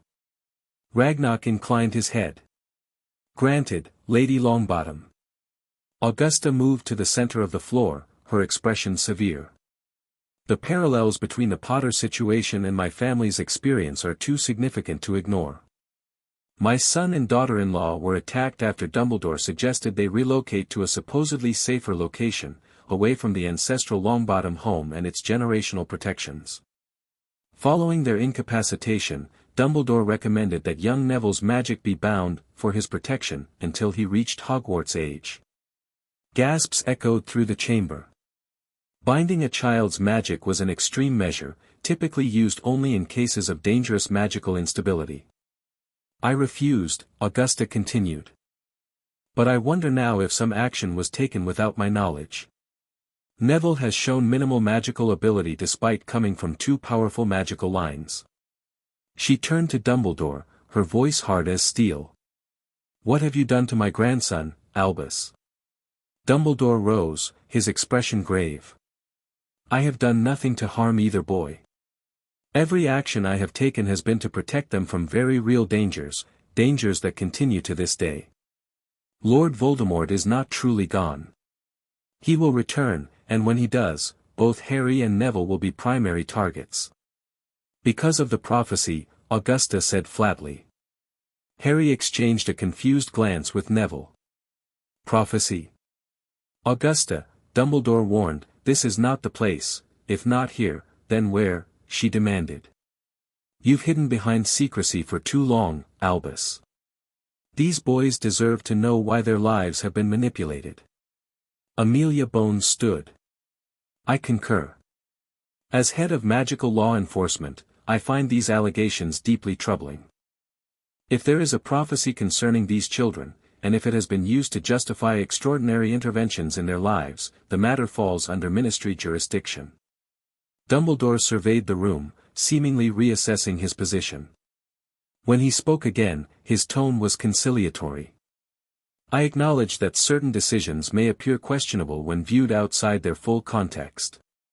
My intentions have always been to ensure these boys' survival in the face of extraordinary danger. Perhaps I have been overzealous in some respects. He turned to Harry, his blue eyes twinkling kindly. Harry, my boy. I never intended for you to suffer with your relatives.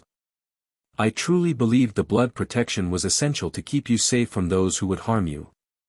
The items from your vault have been kept secure, waiting for you to be old enough to use them responsibly. Harry felt a strange pressure behind his eyes as Dumbledore spoke, as if the old wizard's gentle voice was trying to wrap around his thoughts, softening his anger and suspicion. But then he remembered the blood memory ritual, the feel of his ancestors' magic recognizing him, calling to him. That magic should have been with him all along, protecting and nurturing him.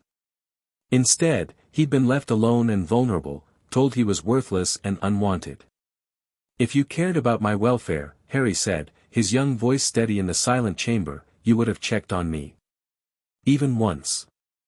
Dumbledore blinked, seemingly taken aback by Harry's composure.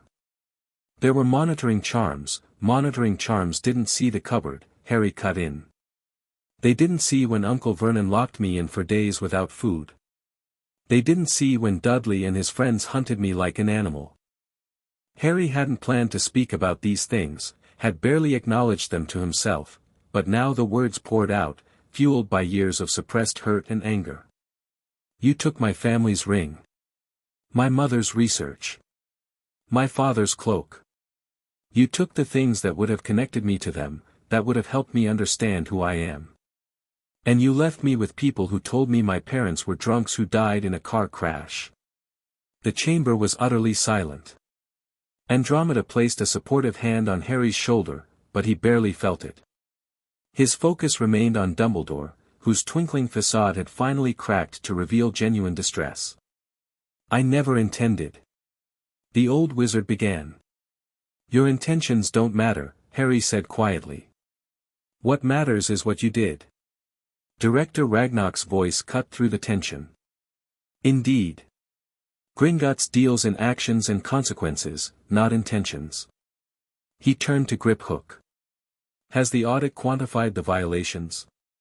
Griphook nodded. The total financial impact is calculated at 42,307 galleons, 14 sickles, and 3 nuts, including misappropriated funds, lost interest, and standard penalties for unauthorized vault access.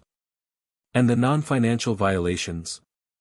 Interference with family magic of an ancient and noble house constitutes a Level 1 breach of guardianship duty under Section 13 of the Inheritance Preservation Act of 1712.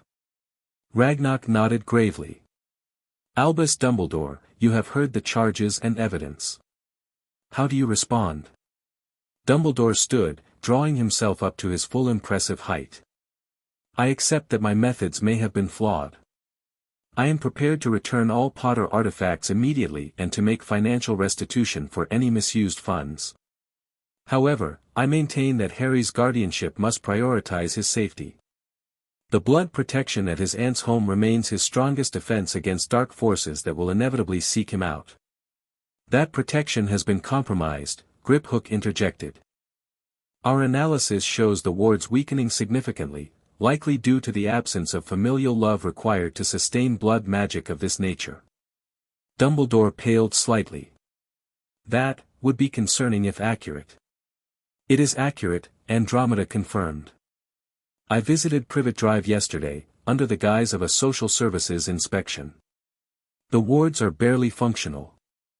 Harry looked at her in surprise. She hadn't mentioned this visit to him. More importantly, Andromeda continued, I observed the Dursley household firsthand. Their treatment of Harry constitutes clear neglect under both wizarding and Muggle law. No magical child should be raised in such an environment, blood wards or not. The question before this tribunal, Director Ragnarok stated, is not merely financial restitution, but appropriate consequences for violations of inheritance law. He turned to Harry. As the injured party, Mr. Potter has certain rights under Goblin law to determine the nature of these consequences. All eyes turned to Harry. Andromeda leaned close and whispered, be careful. Whatever you decide here will have lasting repercussions. Harry nodded, understanding the weight of the moment. He looked at Dumbledore, trying to see past the grandfatherly facade to the man who had shaped his unhappy childhood through action and inaction. I want 3 things, Harry said finally. First, everything taken from my family vaults returned immediately, along with full repayment of all the money plus interest. Ragnarok nodded. A standard remedy. Continue. Second, I want to live with Mrs. Tonks, as my parents wanted. Not the Dursleys. Not ever again. Andromeda squeezed his shoulder, her touch conveying silent support. And third. Harry hesitated. This was the most complicated request, based on his late-night reading of the materials Griphook had provided. I want to invoke the right of magical accountability under the terms of the guardianship contract. A collective intake of breath swept through the chamber. Dumbledore's eyes widened fractionally, the first sign of genuine alarm he'd shown. Mr. Potter, Ragnarok said carefully, that is a serious invocation with permanent magical consequences. Are you certain you understand what you are asking? I've studied the contract language, Harry replied, indicating the folders Griphook had given him. When Professor Dumbledore signed as my magical guardian, he accepted a standard clause that reads, should the guardian knowingly act against the best interests of the ward, magic itself may judge and restrict accordingly. Harry met Dumbledore's eyes across the chamber. I'm not asking for his magic to be taken completely. I'm asking for magic to judge which of his actions hurt me, and to prevent him from doing those specific things again. Ragnarok studied Harry with newfound respect. A measured response, showing wisdom beyond your years. The right of magical accountability allows magic itself to determine appropriate restrictions based on past violations. It is neither vindictive nor excessive, merely preventative. He turned to Dumbledore. Do you accept these terms, or do you wish to contest them before the full Wizengamot? Dumbledore seemed to be calculating rapidly, weighing options and consequences. Finally, he said, I accept the financial restitution and return of artifacts. I will not contest Mrs. Tonks's guardianship if appropriate protective measures are established. But the magical accountability right. He shook his head. Too dangerous. Such ancient magic is unpredictable, potentially limiting my ability to protect the wizarding world in ways we cannot foresee. The right would only restrict actions similar to those you have already taken regarding Mr. Potter, Griphook pointed out. If, as you claim, all your actions were protective in nature, what do you fear from such a judgment? Dumbledore's silence spoke volumes. Amelia Bones rose again.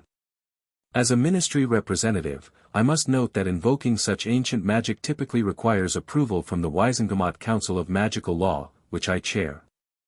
However, she adjusted her monocle.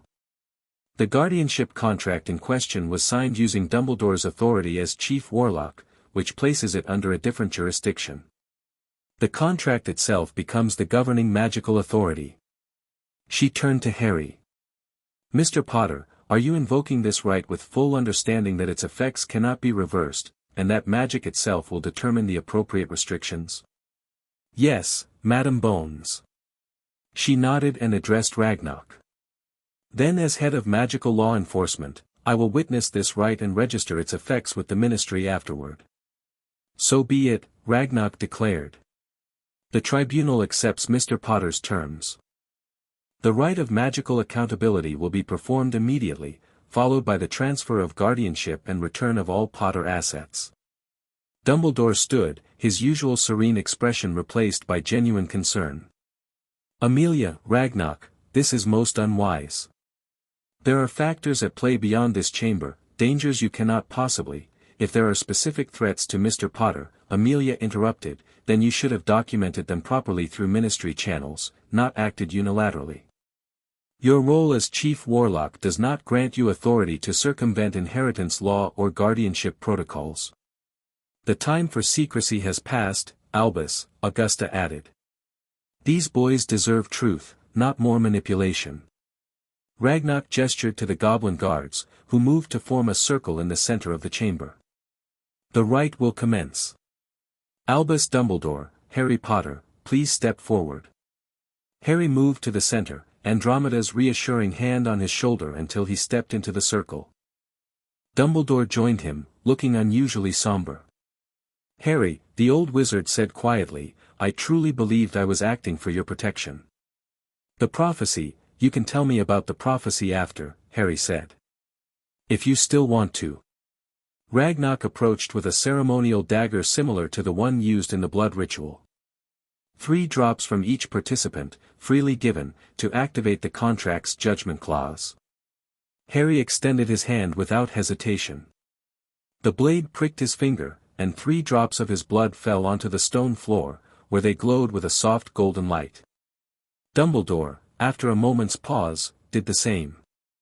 His blood fell beside Harry's, glowing with a silvery blue luminescence. The 2 pools of blood began to move toward each other, as if drawn by an invisible force. When they met, a blinding flash filled the chamber, followed by threads of light that shot upward from the mingled blood. The threads wrapped around both Harry and Dumbledore, connecting them in a web of golden and silver light. A voice that seemed to come from everywhere and nowhere spoke words in an ancient language Harry didn't recognize. The web of light pulsed, growing brighter around Dumbledore, who suddenly gasped as if in pain. The light sank into his skin, momentarily outlining his entire body in a golden glow before fading. When the light dissipated completely, Dumbledore looked physically unchanged but somehow diminished, as if an invisible mantle of authority had been lifted from his shoulders. It is done, Ragnarok declared. The magic has judged and enacted appropriate restrictions. What exactly did it do? Harry asked, uncertain. Amelia Bones cast a complex diagnostic spell, her wand moving in intricate patterns as she studied Dumbledore. Fascinating, she murmured. The restrictions are remarkably precise. He remains fully capable of all magic not related to controlling, manipulating, or making decisions for Harry Potter without explicit consent. She continued her analysis. Additionally, there appear to be secondary restrictions related to the Longbottom heir, likely because the magic detected similar patterns of behavior. She looked up at Dumbledore. You cannot bind, suppress, or redirect either boy's family magic. You cannot make educational or living arrangement decisions for them without their guardian's explicit approval.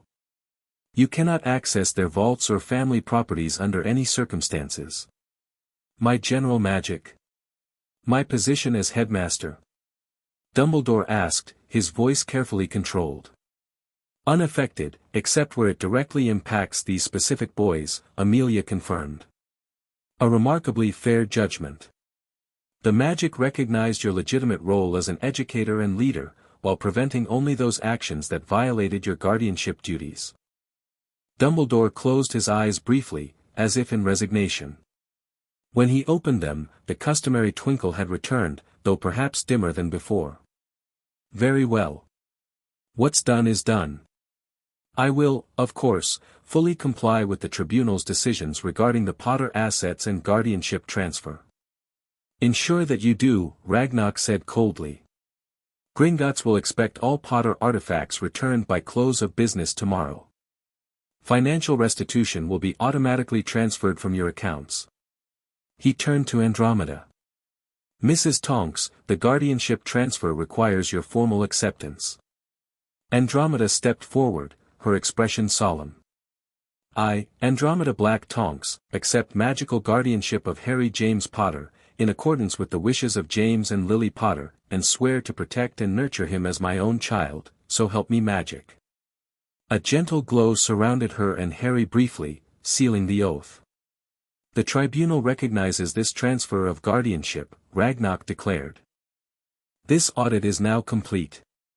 As the formal proceedings concluded, the chamber gradually emptied. Dumbledore departed with a respectful nod to Harry but without further comment. Amelia Bones approached to have a quiet word with Andromeda about the legal implications of the day's events. Augusta Longbottom drew Griphook into an intense conversation about investigating possible interference with Neville's magic. Harry found himself standing with Neville, both boys somewhat dazed by the dramatic events they'd witnessed. That was brilliant, Neville said quietly. I've never seen anyone stand up to Dumbledore like that. I couldn't have done it without the Goblin's help, Harry admitted. And Mrs. Tonks. And your grandmother. Gran says the Goblins respect you because you showed them respect first, Neville said. That's rare among wizards, apparently. Harry thought about this. It just seemed like the right thing to do.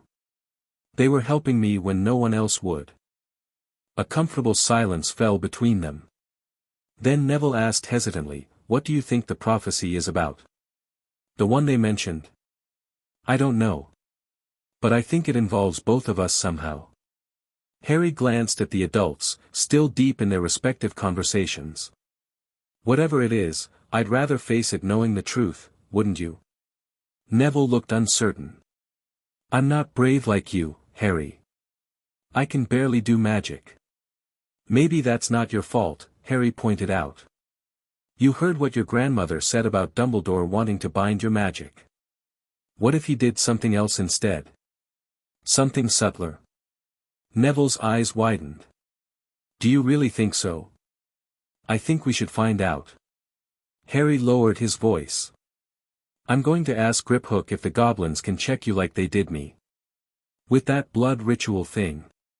It might show if someone's been interfering with your family magic too. You do that? For me?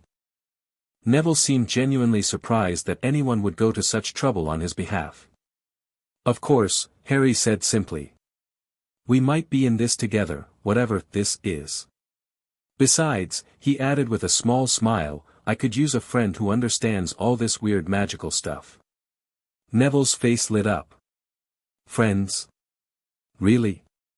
Really, Harry confirmed, feeling a warmth that had nothing to do with magic and everything to do with the simple human connection he'd been denied for so long. Later that evening, Harry sat in the sitting room of Andromeda Tonks's comfortable home in Devon, trying to absorb the whirlwind of changes the day had brought. After the tribunal, Andromeda had brought him directly here, promising that they would collect his few belongings from Privet Drive tomorrow. The house was nothing like the sterile perfection of Aunt Petunia's domain. It was warm and lived in, with magical photographs on the walls, books stacked on end tables, and comfortable furniture that invited relaxation rather than showcasing status. The wizarding wireless played soft music in the background, and delicious smells wafted from the kitchen where Andromeda's husband Ted was preparing dinner. "It's not a manor," Andromeda had said apologetically when they arrived. "But I hope you'll be comfortable here." "It's brilliant," Harry had assured her, and he'd meant it. Now he sat curled in an armchair by the fireplace, the events of the day slowly settling in his mind. So much had happened, so many revelations and changes, that he could barely process it all. A soft pop announced the arrival of an owl at the window. Ted, a friendly man with laugh lines around his eyes, opened it to admit the bird, which dropped a small package on the coffee table before departing. "For you, Harry," Ted said, examining the label. "From Gringotts." Harry carefully opened the package to find a small wooden box with the Potter crest carved into its lid. Inside, nestled on velvet, lay a simple gold ring with a small ruby set in its center. A note in Griphook's handwriting accompanied it. "Mr. Potter, Dumbledore has begun returning the Potter artifacts as required. This training signet was scheduled for your 5th birthday and should have been in your trust vault. While not as powerful as the full Potter Lordship ring, it will help stabilize and nurture your family magic until you come of age. The director suggests you wear it immediately to begin counteracting years of magical suppression. May your gold flow." Griphook. Harry lifted the ring carefully. It was lighter than he expected, and warm to the touch, not with the heat of metal that had been held but with an inner warmth that seemed to recognize him. "That's a heir's training ring," Andromeda observed, looking over his shoulder. "Most old families have them. They help young heirs connect with their family magic gradually, preparing them for the full lordship rings they'll receive at maturity." Harry slipped the ring onto the 3rd finger of his right hand. Immediately, a sensation of rightness washed over him, a feeling of connection that went beyond the physical. The ring glowed briefly, adjusting to fit his small finger perfectly. "It accepted you," Ted said with a smile. Not that there was any doubt. A sudden thought struck Harry. "Do you think Neville has one of these too? A Longbottom heir ring?" "He should," Andromeda confirmed. "Augusta is very traditional about such things. But if Dumbledore did something to interfere with his family magic?" Andromeda and Ted exchanged concerned glances. "You think Dumbledore might have prevented Neville from receiving his heir ring too?" Ted asked. Harry nodded. "It makes sense, doesn't it? If he took mine, why not Neville's as well? Especially if there's some prophecy involving both of us." "The prophecy," Andromeda sighed. "We still don't know what it says. Augusta hinted she might know more, but wanted to discuss it with you privately." "With me? Why?" "Because it apparently concerns you directly, dear." Andromeda sat beside him. "Augusta has arranged to bring Neville here tomorrow. She thinks you two should hear it together, whatever it is." Harry absently twisted the ring on his finger, already finding comfort in its presence. "What do you think it says? This prophecy that made Dumbledore do all this?" "I can only guess," Andromeda admitted. "But it must relate to you-know-who's defeat and possible return. Dumbledore seemed genuinely concerned about your safety, however misguided his methods." "Do you think he was right?" "About you-know-who coming back?" Ted and Andromeda exchanged another glance. "Dumbledore is rarely wrong about matters of dark magic," Ted said carefully. "If he believes there's a risk, we should take it seriously. But," he added firmly, "that doesn't justify what he did to you or potentially to Neville. There are always multiple ways to address a threat. Which is why we're going to approach this differently," Andromeda declared. "Starting tomorrow, you'll begin lessons in basic wizardry, family history, and magical theory, things you should have been learning all along. We'll also have Gringotts assess the Potter properties to determine which has the strongest protective wards. I have lessons with Neville tomorrow afternoon as well," Harry mentioned. "Griphook arranged for us to undergo something called an ancestral affinity assessment, together." "Oh." Andromeda raised an eyebrow. "That's an unusual procedure." Typically only offered to established clients with concerns about heritage magic. Griphook said since we've both potentially had our family magic interfered with, it might help identify what was suppressed and how to restore it properly, Harry explained. Ted whistled low. The goblins are being remarkably accommodating. They must see significant value in re-establishing proper magical lineages, or they're particularly offended by Dumbledore's interference. Probably both, Andromeda said with a small smile. Goblins appreciate both profit and principle. A chime from the kitchen announced that dinner was ready. As they moved to the dining room, Harry felt a sense of peace he'd never experienced before. This wasn't just about escaping the Dursleys or confronting Dumbledore. It was about finding where he belonged, connecting with his heritage, and perhaps even discovering what his future held. "Oh, I nearly forgot," Ted said as they sat down to eat. "A letter arrived for you earlier, Harry. From Hogwarts, oddly enough." He handed Harry an envelope addressed in emerald green ink, similar to the Gringotts letter that had started this entire journey, but bearing a different crest. Inside was a brief note written in a crisp, formal hand, "Mr. Potter, I was most disturbed to learn of today's proceedings at Gringotts and my own unknowing role in the matters discussed. Please know that had I been aware of Lily and James's wishes regarding your guardianship, I would have honored them without hesitation. While I cannot undo what has been done, I would very much appreciate the opportunity to meet with you before the new school term begins. There are things about your parents that I believe you would want to know, and perhaps some small way I might make amends for my unwitting complicity in Albus's arrangements. Respectfully yours, Minerva McGonagall, Deputy Headmistress, Hogwarts School of Witchcraft and Wizardry." Professor McGonagall was the fourth person named in your parents' will, Andromeda explained, reading over Harry's shoulder. "She's Dumbledore's deputy at Hogwarts, has been for decades. If she didn't know about the will, then Dumbledore kept it from her too," Harry finished. "Even though she works with him every day. Would you like to meet with her?" Ted asked. "She knew your parents well. Your father especially, she was his head of house at school." Harry nodded without hesitation. "Yes. I want to know everything about them. And..."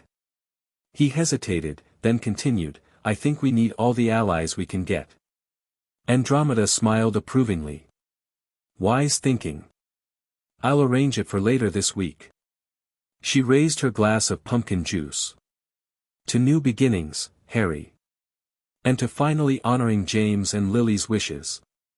Harry raised his own glass, his air ring catching the light. To new beginnings. The next morning brought another change to Harry's rapidly transforming life: proper wizarding clothes. Andromeda had ordered a basic wardrobe for him, delivered by Owl just after breakfast. "Nothing fancy," she explained as Harry examined the robes, trousers, shirts, and other items with wonder. "Just everyday wizarding attire appropriate for a young heir. We'll go shopping properly next week for a more complete wardrobe." Harry, who had never owned new clothes before, was overwhelmed by even these basic items. The fabric was soft and fit him perfectly, making his baggy hand-me-downs from Dudley seem even more ridiculous in retrospect. "Thank you," he said, running his fingers over a dark green robe with subtle silver embroidery. "They're brilliant." "Your family vault will reimburse me," Andromeda assured him. "Now that the audit is complete, you have proper access to your trust funds. Which reminds me, we should discuss a monthly allowance." The concept of an allowance was as foreign to Harry as proper-fitting clothes. Before he could respond, however, the fireplace flared green, and Augusta Longbottom's head appeared in the flames. "Andromeda? We're ready to come through if convenient." "Of course, Augusta. We're expecting you." The flames rose higher, and Augusta stepped out of the fireplace with impressive dignity, not a speck of soot on her formal robes or vulture-topped hat. Neville followed, looking nervous but determined in his own formal attire. "Harry." Neville's face brightened upon seeing him. "You look different. More wizardish." Harry grinned. "First time in proper wizarding clothes. They feel strange but good." Augusta surveyed Harry with approval. Much better. A Potter should look the part. Her sharp eyes noted the ring on his finger. I see the heir ring has been returned. Excellent. She turned to Andromeda. Neville and I had a most interesting visit to Gringotts this morning. It seems Albus had indeed interfered with the Longbottom heir protocols. The goblins found evidence that Neville's heir ring had been placed in stasis, neither in the vault nor on his finger where it belonged. Is it fixed now? Harry asked. Neville held up his right hand, showing a gold band with a small emerald. Just got it today. It feels. He hesitated, searching for words. Warm. Harry suggested. Like it recognizes you? Exactly. Neville nodded enthusiastically. And I feel different. More solid somehow. The heir ring is already helping stabilize his core, Augusta explained. The goblins believe it will take several months for his magic to fully recover from years of suppression, but the process has begun. The ancestral affinity assessment this afternoon should help accelerate that process, Andromeda noted. Augusta nodded. Indeed. But before that, there is the matter of the prophecy. I believe both boys are now ready to hear it. She withdrew a small crystal sphere from her robes, a perfect orb that contained swirling mist within its depths. This is a memory sphere containing my recollection of the prophecy, she explained. Albus shared it with Frank and Alice, James and Lily, shortly before going into hiding. As Frank's mother, I was permitted to hear it as well, should the worst happen to them. Her voice faltered briefly at the mention of her son and daughter-in-law's fate. After composing herself, she continued. The original prophecy was made to Albus by a seer applying for the divination position at Hogwarts. A Death Eater overheard part of it and reported to Voldemort, which is why he targeted both families. She placed the crystal on the coffee table. Brace yourselves. This is not easy knowledge to bear. Augusta tapped the crystal with her wand. The mist within coalesced, forming a small figure of a wild-looking woman with enormous glasses and draped in shawls. When the figure spoke, it was in a harsh, raspy voice unlike her normal tones. The one with the power to vanquish the Dark Lord approaches, born to those who have thrice defied him, born as the 7th month dies, and the Dark Lord will mark him as his equal, but he will have power the Dark Lord knows not. And either must die at the hand of the other, for neither can live while the other survives. The one with the power to vanquish the Dark Lord will be born as the 7th month dies. The figure dissolved back into mist, leaving a heavy silence in its wake. Harry stared at the crystal, trying to absorb the implications. It could have meant either of us. Neville or me. Augusta nodded. Both of you were born at the end of July. Both sets of parents had defied Voldemort 3 times. But when he attacked you, Harry, and gave you that scar. He marked me, Harry whispered, his hand rising unconsciously to his forehead. As his equal. So the prophecy is definitely about Harry? Neville asked, looking both relieved and concerned for his new friend. It would seem so, Augusta confirmed. But Dumbledore was taking no chances with either of you. Andromeda, who had been silent until now, spoke up. This explains much of Dumbledore's behavior. He believed Harry would eventually have to face Voldemort again, perhaps even that Harry is the only one who can defeat him permanently. But it doesn't justify what he did, Ted argued. If anything, Harry should have been better prepared, not kept ignorant and weakened. Unless, Harry said slowly, Dumbledore wanted to control exactly how and when I learned about all this. About who I am and what I might have to do. The adults exchanged troubled glances. A disturbing possibility, Augusta acknowledged. But one that aligns with his pattern of behavior. What's the power the Dark Lord knows not? Neville asked, focusing on another aspect of the prophecy. Dumbledore believed it to be love, Augusta said. A power Voldemort never understood or respected. Love? Harry repeated skeptically. How does love defeat a dark wizard? It already did, in a way, Andromeda pointed out. Your mother's sacrificial protection, a manifestation of the deepest form of love, is what rebounded the killing curse back on Voldemort. Harry considered this. But there must be more to it. Something more concrete. Perhaps family magic. Ted suggested. Ancient family magics often have protective aspects based on blood and love combined. If Voldemort rejected his own heritage, as rumored. A fascinating theory, Augusta said thoughtfully. And one that might explain Dumbledore's interference with both boys' family magic. If he wanted to control when and how Harry discovered this power. Harry and Neville exchanged glances, a silent understanding passing between them. Whatever this power might be, they would discover it together, on their own terms, not Dumbledore's. What happens now? Harry asked. If Voldemort is coming back someday. Now, Andromeda said firmly, you both prepare. Properly. With full access to your heritage and without artificial limitations. She turned to Augusta.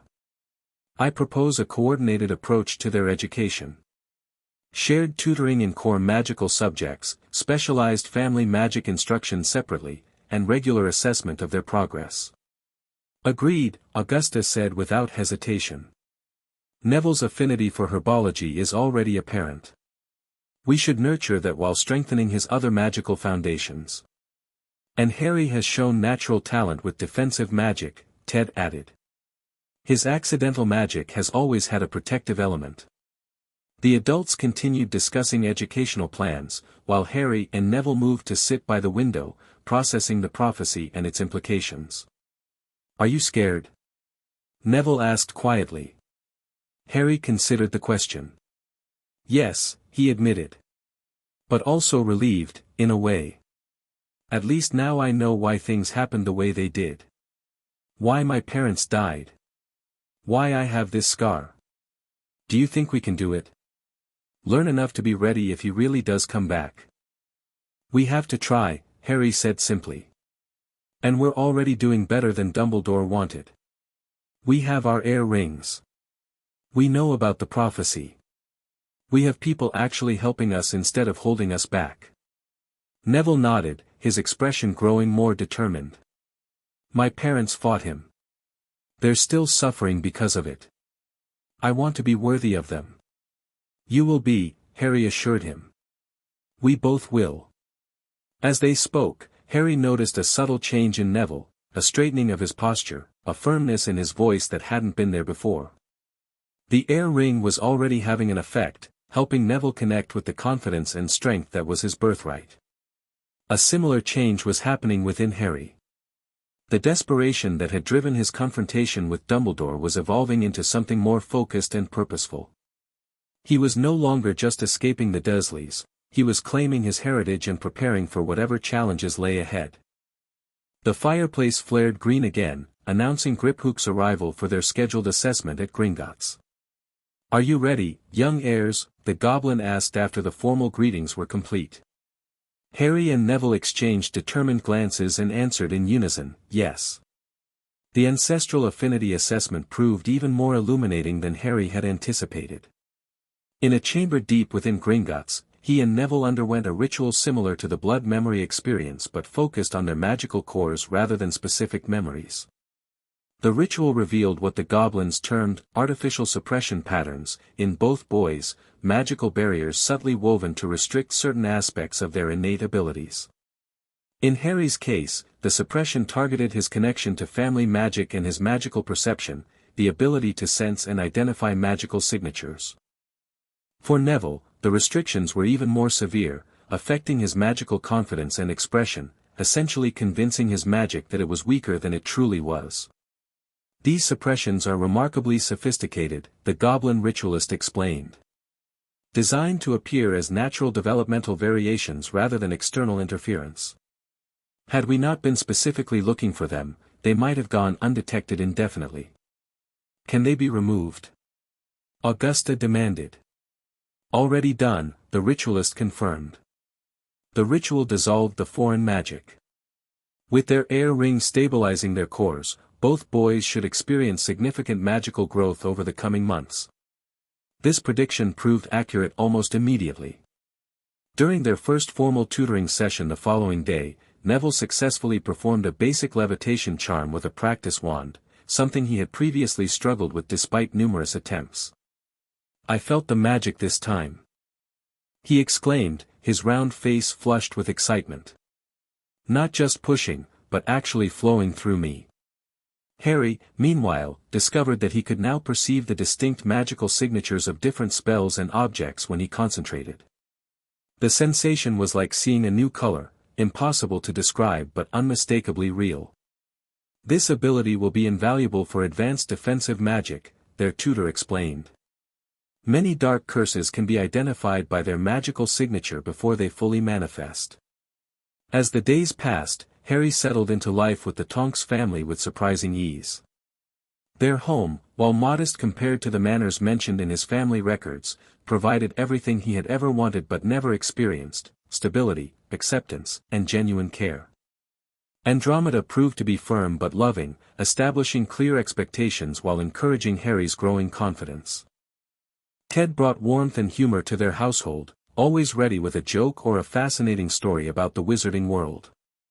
And their daughter, Nymphadora, who insisted on being called Tonks, home from Hogwarts for the summer, became the teasing, protective older sister Harry had never known he needed.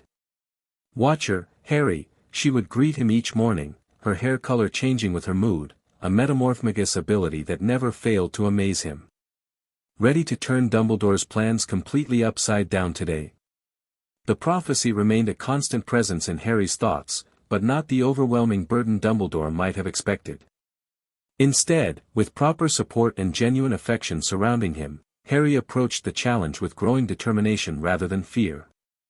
Even the Dursleys, when Andromeda and Ted finally took Harry to collect his few possessions from Privet Drive, seemed diminished somehow. Uncle Vernon blusters faded quickly under Ted's pleasantly delivered but magically weighted suggestions that cooperation would be in everyone's best interest.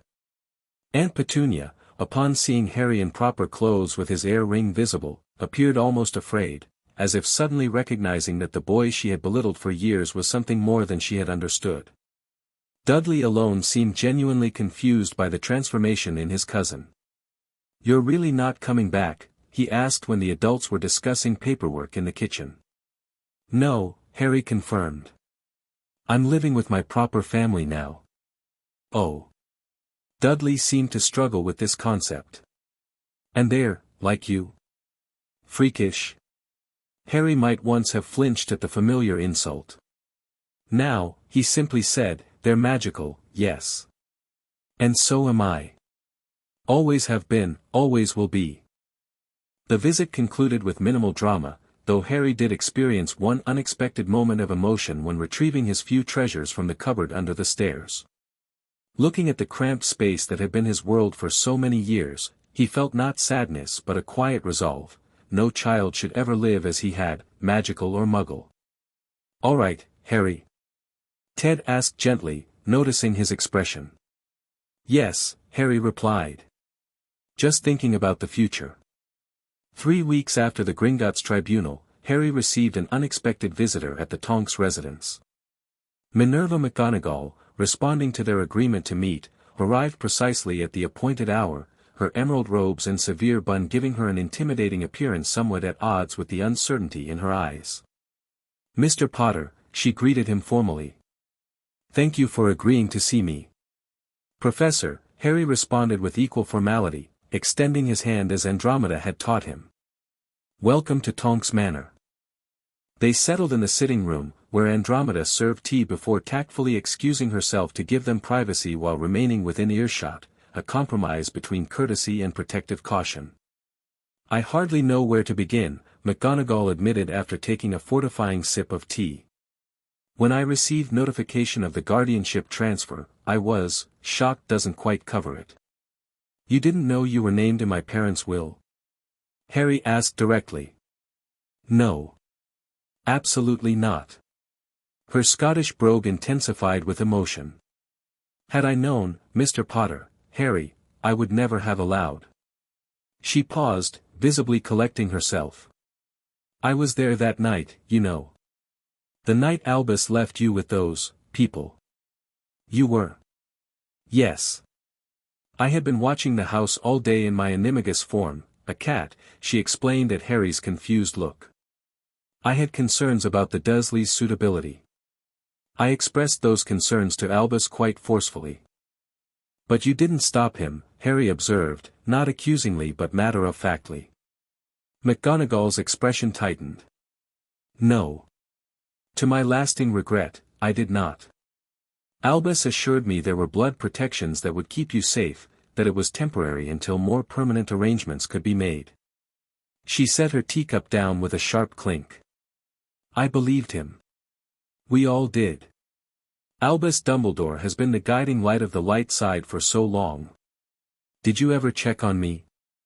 Harry asked, the question that had burned within him whenever he thought about the wizarding world that had abandoned him to the Dursleys.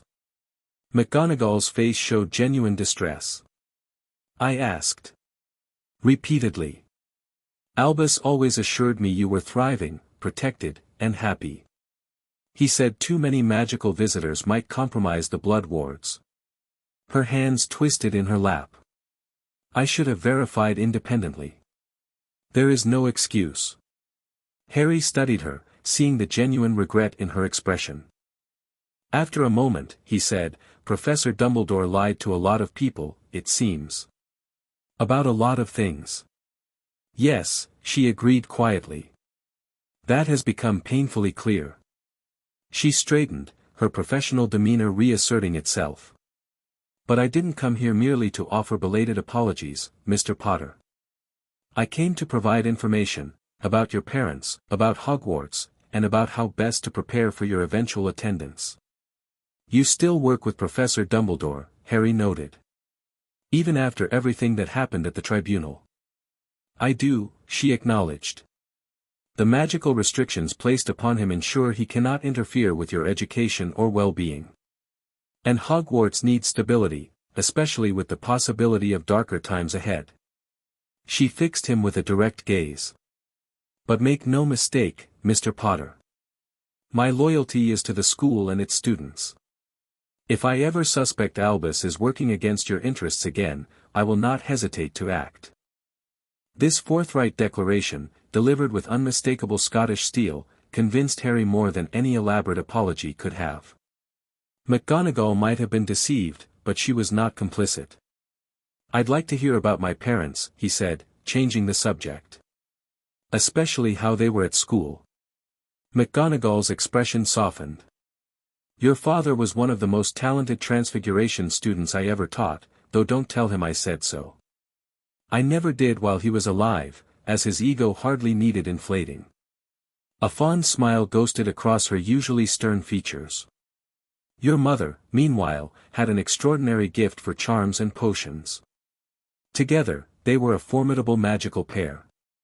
For the next hour, she shared stories of James Potter's Quidditch prowess and prankster tendencies, Lily Evans's brilliant spell innovations and fierce defense of the bullied, and how their initial antagonism had gradually transformed into the deep love that ultimately saved their son. Your mother's sacrifice, McGonagall explained, her voice gentling, was no ordinary magic. It was an ancient protection, powered by the purest love and willingly given. That is why you know who couldn't kill you, Harry. Not because you were inherently more powerful as an infant, but because your mother's love created a shield he could not penetrate. Harry absorbed this, connecting it to the power the Dark Lord knows not mentioned in the prophecy. Is that why he targeted us? Because of the prophecy? McGonagall's surprise was evident. You know about the prophecy? Lady Longbottom thought Neville and I deserved to know, since it's about us. She sighed. Augusta always did have a direct approach. But yes, the prophecy is why he came after your family and the Longbottoms. A prophecy he only heard part of, through a spy who reported to him. Professor Dumbledore knew the full prophecy, though, Harry noted. He was there when it was made. Yes. McGonagall studied him carefully. You understand more than I expected, Mr. Potter. And you're handling it with remarkable composure for one so young. Harry shrugged slightly. Finding out a dark wizard might come back to try and kill me someday isn't actually the worst news I've had in my life. At least now I can prepare. McGonagall's expression flickered between sadness and admiration. Indeed you can. And based on what I've observed today, I have every confidence in your ability to meet that challenge when the time comes. She hesitated before adding, if I may offer some advice. Please. Don't let the prophecy define you entirely. Yes, prepare. Yes, learn everything you can about defensive magic and your family heritage. But also live, Harry. Make friends. Discover what brings you joy. Your parents fought so hard not just for your survival, but for your happiness. This simple permission, to find joy despite the destiny that seemed to hover over him, affected Harry more deeply than he expected. His throat tightened unexpectedly. I'll try, he promised. As their meeting concluded, McGonagall surprised him by presenting a small package wrapped in tartan paper. These belonged to your parents during their time at Hogwarts. Albus returned them to me yesterday, admitting they should have gone to you years ago. Inside, Harry found his father's first snitch, the one he had seen in the blood memory, and a delicate charm bracelet that had belonged to his mother, each charm representing a significant moment in her life. Thank you, he said simply, the words inadequate for the connection to his parents these items provided. McGonagall nodded briskly, emotion briefly visible before her professional mask returned. I look forward to having you at Hogwarts, Mr. Potter. Though I suspect you may present rather more of a challenge to the status quo than Albus anticipated when he so carefully arranged your upbringing. Her tone made it clear she considered this a positive development. After the professor departed, Andromeda found Harry in his room, carefully examining each charm on his mother's bracelet. A successful meeting, she inquired. Harry nodded. I think Professor McGonagall will be a good ally at Hogwarts. She seems genuinely sorry about what happened. Minerva has always been principled, Andromeda agreed. And fiercely protective of her students. She sat beside him on the bed. How are you feeling, with everything that's happened these past weeks? Harry considered the question carefully. Different. Like I've woken up from a long dream, or maybe like I was in a fog before and now I can see clearly. He touched the air ring that now felt like a natural part of him. I feel more connected. To my parents, to magic, to who I'm supposed to be. And the prophecy? Does it weigh on you? Sometimes, Harry admitted. But not as much as not knowing would have. And having Neville to share it with helps. Andromeda smiled. You two have become quite the team. Augusta says Neville talks of nothing but your next study session. Harry grinned. We're going to practice shield charms tomorrow. His magical strength has almost doubled since we got our air rings. Speaking of magical growth, Andromeda said, Griphook sent an update on the Potter Properties assessment. They've identified a cottage in Wales with particularly strong family wards. Apparently your great-grandmother was a ward specialist who made some unique modifications to the property. Can we visit it? This weekend, if you'd like. Ted has already begun checking the safety measures. She paused. It might make a suitable permanent residence, if you prefer something more connected to your family heritage than our home. I like it here, Harry said quickly, not wanting her to think he was ungrateful. But having a Potter place too, somewhere that was meant to be mine. Of course, Andromeda understood without further explanation. You should have a connection to your family's legacy. We can maintain both residences easily enough. As she left him to his thoughts, Harry returned to examining his parents' treasures, a sense of purpose settling over him like a comfortable cloak. In just a few weeks, his life had transformed completely, from the unwanted burden in the cupboard to the air of an ancient family with friends, allies, and a growing understanding of his place in the magical world.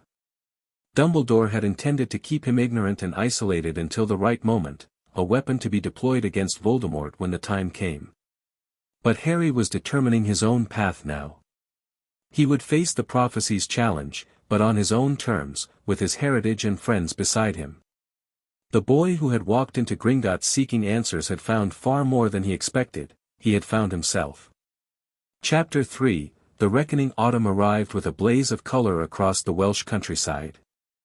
The Potter cottage nestled among ancient oaks and maples, their leaves shifting from green to gold and crimson.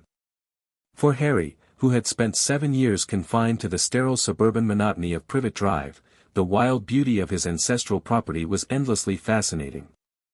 "The wards recognized you instantly," Ted Tonks remarked as they walked the property's boundary. Augusta said Neville had a similar experience at Longbottom Hall last week. "The family magic is responding strongly to both of you." Harry nodded, feeling the subtle hum of protective magic that surrounded the cottage, not oppressive like the blood wards at the Dursleys had been, but welcoming and warm. The small 2-bedroom cottage had quickly become his favorite retreat, though he still spent most weekdays at the Tonks home for convenience during his studies. "Griphook says the wards here are actually stronger than those at Potter Manor," Harry said. "That's why my great-grandmother chose this place as a bolt-hole during Grindelwald's War." "Wise woman," Ted replied. "Sometimes the most powerful defenses aren't the most obvious." Speaking of which, he glanced at his pocket watch. "We should head back. Your strategy session with Augusta and Andromeda begins in an hour." Harry sighed. "Another war council?" Ted smiled sympathetically. "The final preparations for tomorrow's hearing. A lot rides on how it unfolds." Tomorrow. After months of preparation, the formal magical trial would finally take place at Gringotts. What had begun as a simple inheritance audit had evolved into something far more significant, a legal proceeding that would permanently establish Harry's status and potentially reshape the power dynamics of Wizarding Britain. When they reached the cottage, Harry found Neville waiting in the garden, examining a rare magical herb with fascination. "Harry!" Neville called, his voice stronger and more confident than it had been during their first meeting. For months of proper magical nurturing had transformed the timid, round-faced boy into someone who, while still gentle-natured, carried himself with growing assurance. "Look at this, Welsh fire sage. It only grows in places with ancient family magic. Gran says it hasn't been seen at Longbottom Hall in 3 generations, but it's starting to sprout again now." Harry grinned at his friend's enthusiasm. Neville's passion for herbology had flourished alongside his strengthening magical core. "Is it useful?" "Incredibly. It's essential for advanced healing potions and certain ritual preparations. The ones my parents might need," he added more quietly. Harry nodded, understanding. Among their many discoveries of the past months was that Frank and Alice Longbottom's condition might not be as permanent as St. Mungo's had claimed. With access to the Longbottom family grimoires, previously kept from Neville under Dumbledore's protective custody, Augusta had discovered ancestral healing rituals that might help where modern magical medicine had failed. "Any progress with the ritual preparations?" Harry asked as they walked inside. "Some," Neville replied. "The healers are cautiously optimistic, but we need several rare ingredients. Gran's been corresponding with a potions master in Germany who specializes in mind healing." Inside the cottage, Andromeda and Augusta were already seated at the kitchen table, surrounded by parchments and legal tomes. The contrast between the two women remained striking, Andromeda with her warm elegance, Augusta with her formidable, no-nonsense bearing, yet they had formed an effective alliance in preparing the boys for tomorrow's proceedings. "Ah, there you are," Augusta said briskly. "We were just reviewing the final witness list." Harry took a seat, mentally preparing himself. These strategy sessions were necessary but exhausting, filled with legal technicalities and political considerations he was still struggling to fully grasp at 8 years old, despite his natural intelligence. "Minister Bagnold has confirmed her attendance as a neutral observer," Andromeda informed him. "That's significant, it elevates the proceedings from a private financial matter to one of ministry interest." "Is that good or bad for us?" Harry asked. "Both," Augusta replied. "It means the outcome will be more widely acknowledged and harder for Dumbledore's allies to dismiss." However, it also increases political pressure on all sides. Amelia Bones has been invaluable, Ted added, joining them at the table. She's ensured the proper ministry protocols are followed without compromising the Goblin jurisdiction. Andromeda slid a parchment toward Harry. This is the final sequence of evidence presentation. You'll need to familiarize yourself with each segment, though Griphook will handle most of the technical aspects. Harry scanned the document, noting the carefully structured progression from financial violations to guardianship breaches to magical suppression. The last item made him pause: final remedy determination, Heir Potter to specify requested consequences under Clause 27 of the Magical Guardianship Act. This is where I decide what happens to Professor Dumbledore. Harry asked, looking up. Augusta and Andromeda exchanged glances. Yes, Andromeda said carefully. Under magical law, as the injured party, you have the right to request specific remedies beyond the standard financial restitution. Within reason, Augusta added. The magic of the tribunal will only enforce consequences proportional to the violations proven. It cannot, for example, strip him of all his magic or positions based solely on his actions regarding your inheritance. I don't want to destroy him, Harry said quietly. I just want him to stop interfering with my life. And Neville's. A measured approach is wisest, Ted agreed. Complete vindictiveness would only create a martyr and possibly drive some of his supporters to more extreme positions. Remember, Andromeda said gently, this isn't just about punishment. It's about establishing boundaries and ensuring protection moving forward. Harry nodded, understanding the delicate balance they were trying to achieve. In the months since the initial Gringotts tribunal, he had learned much about the complex political landscape of Wizarding Britain. Dumbledore, despite his violations, remained a powerful symbol and leader to many. A too severe punishment might create more problems than it solved.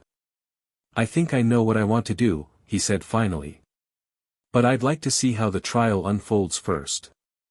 Augusta nodded approvingly. Wise. Keep your options open until all evidence is presented. The meeting continued with discussions of specific legal precedents and potential challenges Dumbledore might raise. Though much of it went over Harry's head despite his best efforts, he absorbed enough to feel reasonably prepared for his role. As the adults moved on to reviewing witness statements, Harry's thoughts drifted to the events that had led to this moment, the unlikely chain of circumstances that had transformed his life so completely.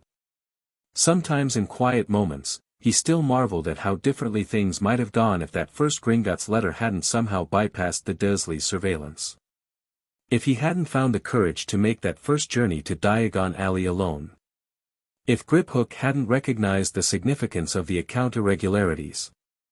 So many small decisions, culminating in tomorrow's proceedings that might permanently alter the course of his life, and perhaps, if the prophecy was to be believed, the future of the wizarding world itself. Harry. Andromeda's voice broke through his thoughts. Are you still with us, dear? He refocused on the present. Sorry. Just thinking about everything. Her expression softened with understanding. It's a lot for anyone to process, let alone someone your age. Would you like to take a break? No, Harry said, straightening in his chair. I'm ready. What's next?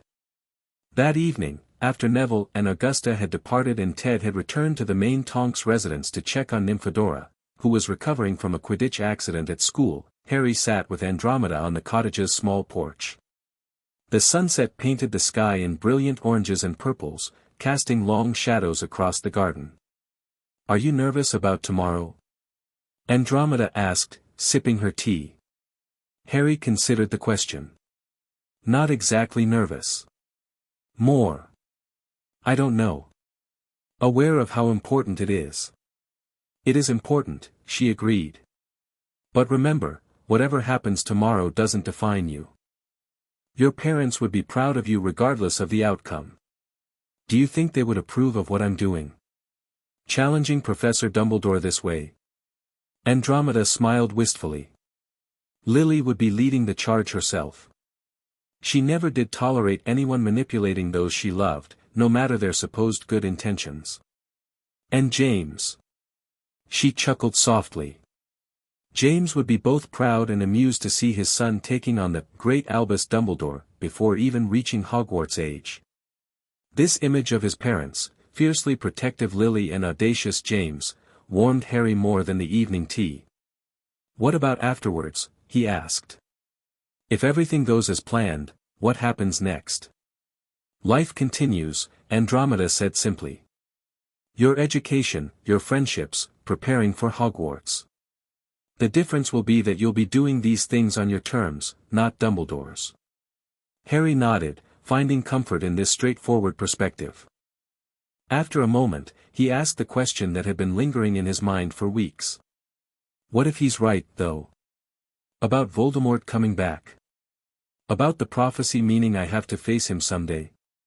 Andromeda didn't immediately dismiss his concerns or offer empty reassurances, one of the many things Harry had come to appreciate about her. "He may well be right about Voldemort returning," she acknowledged.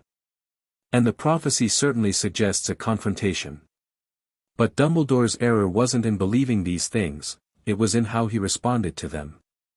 He appointed himself the sole architect of your fate, making decisions that weren't his to make, regardless of his intentions." She set her teacup down and turned to face Harry directly. "If that confrontation comes someday, you'll face it with proper preparation, with people who care about you supporting you openly, not manipulating from the shadows, and with your full magical heritage intact. That's what tomorrow is really about." Harry absorbed this, finding solace in her clarity. "Thank you," he said simply. "For everything." Andromeda smiled, her eyes suspiciously bright in the fading light. "No thanks needed, Harry. This is what family does." Family. The word still sent a small thrill through him whenever he associated it with his present rather than his lost parents. Not replacing them, nothing could, but filling a void he'd lived with for so long he'd almost stopped noticing its presence. As darkness settled over the Welsh countryside, Harry prepared for sleep, knowing he would need all his focus for the challenges ahead. His last thought before drifting off was not of courtrooms or legal strategies, but of his mother and father, and what they might think of the person he was becoming. The great tribunal chamber of Gringotts was unlike any room Harry had seen before. Circular like the chamber used for the preliminary hearing, but vastly larger, with tiered seating rising in concentric rings around a central floor. The ceiling arched high overhead, enchanted to display the phases of the moon, currently a perfect full moon, symbolizing complete disclosure and judgment. The chamber was filling rapidly with attendees. Goblins occupied the highest tier, their sharp features impassive as they observed the proceedings with keen interest. The middle tiers held various wizarding officials, including Minister Bagnold, Amelia Bones, and representatives from the Wizengamot. The lower tiers contained witnesses and interested parties, including Augusta and Neville Longbottom, several professors from Hogwarts, and, to Harry's surprise, a striking woman with platinum blonde hair whom Andromeda identified in a whisper as Narcissa Malfoy, her estranged sister. "Why is she here?" Harry asked quietly as they waited in the antechamber. "Observing for her husband, most likely," Andromeda replied. "Lucius Malfoy is one of Dumbledore's primary political opponents on the Hogwarts Board of Governors. They'll be watching closely for any advantage today's proceedings might provide." Before Harry could inquire further, Griphook approached, resplendent in formal goblin attire that marked his elevated status. The past months had been good for the account manager, his handling of the Potter audit had earned him significant promotion within the goblin hierarchy. "It is time, Herr Potter," he announced.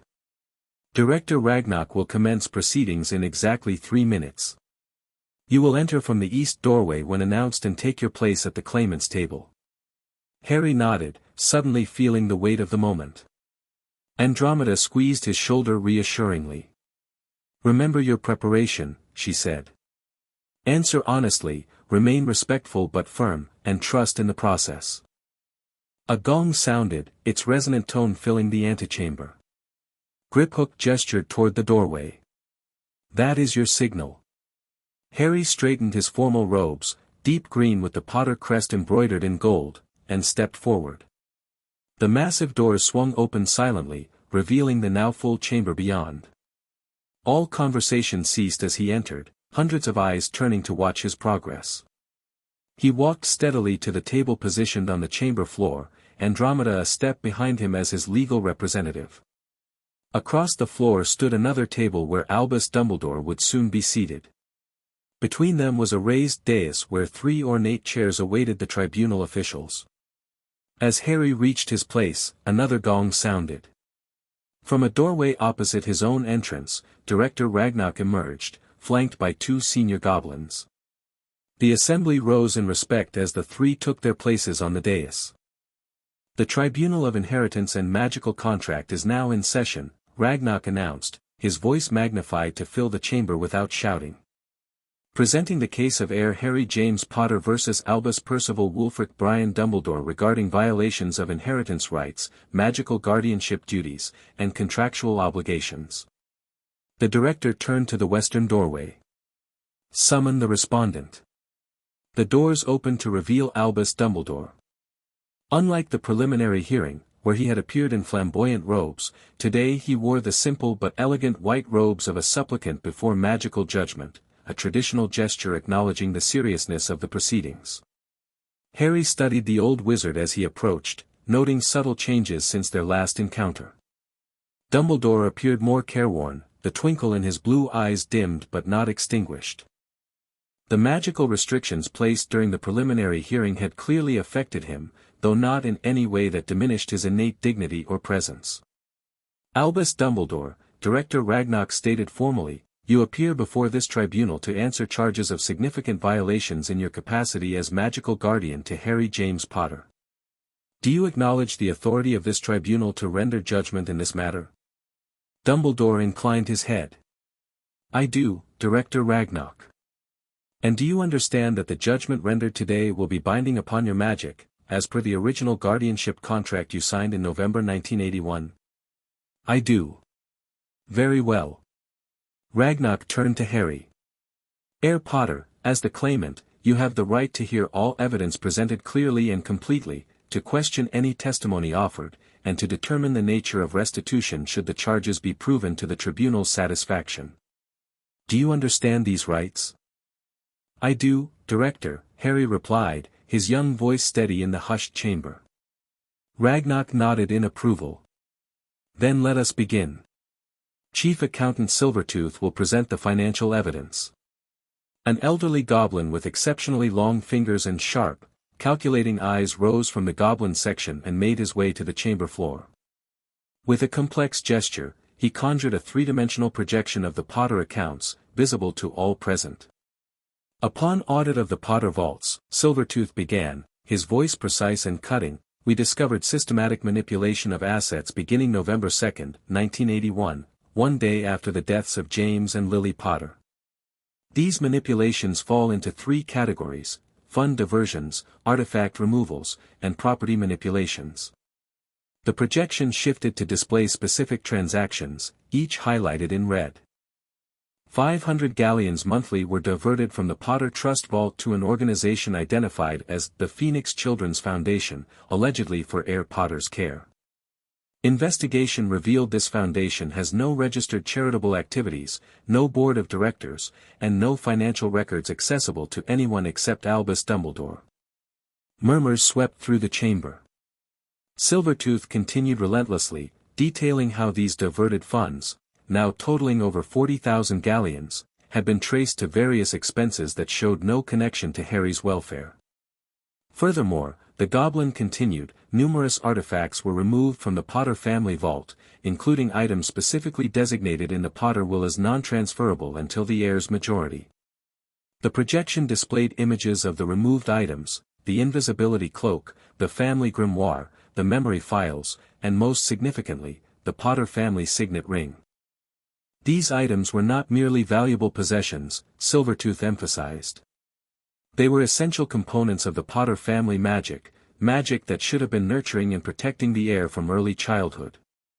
When the financial evidence was complete, a devastating catalogue of misappropriation and neglect, Ragnarok turned to Dumbledore.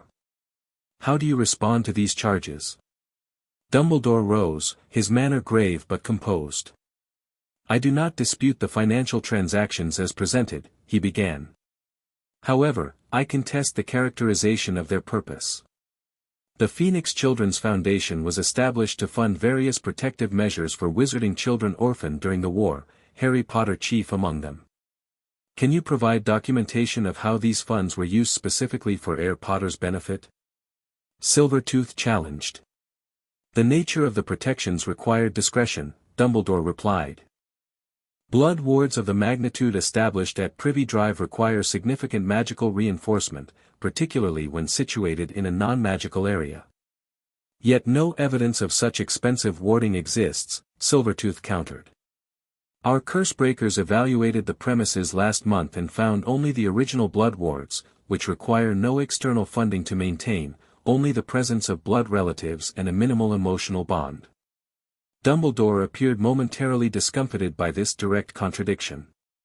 There were additional protections, surveillance charms, alert systems, emergency response preparations, that would not be visible to standard detection methods. That brought the boy no benefit whatsoever, Augusta Longbottom called from her seat, unable to remain silent. As evidenced by the fact that no one intervened despite years of neglect. Ragnock tapped his gavel once. "Lady Longbottom, while your perspective is valued, please reserve commentary until called to testify." Augusta subsided, though her expression remained thunderous.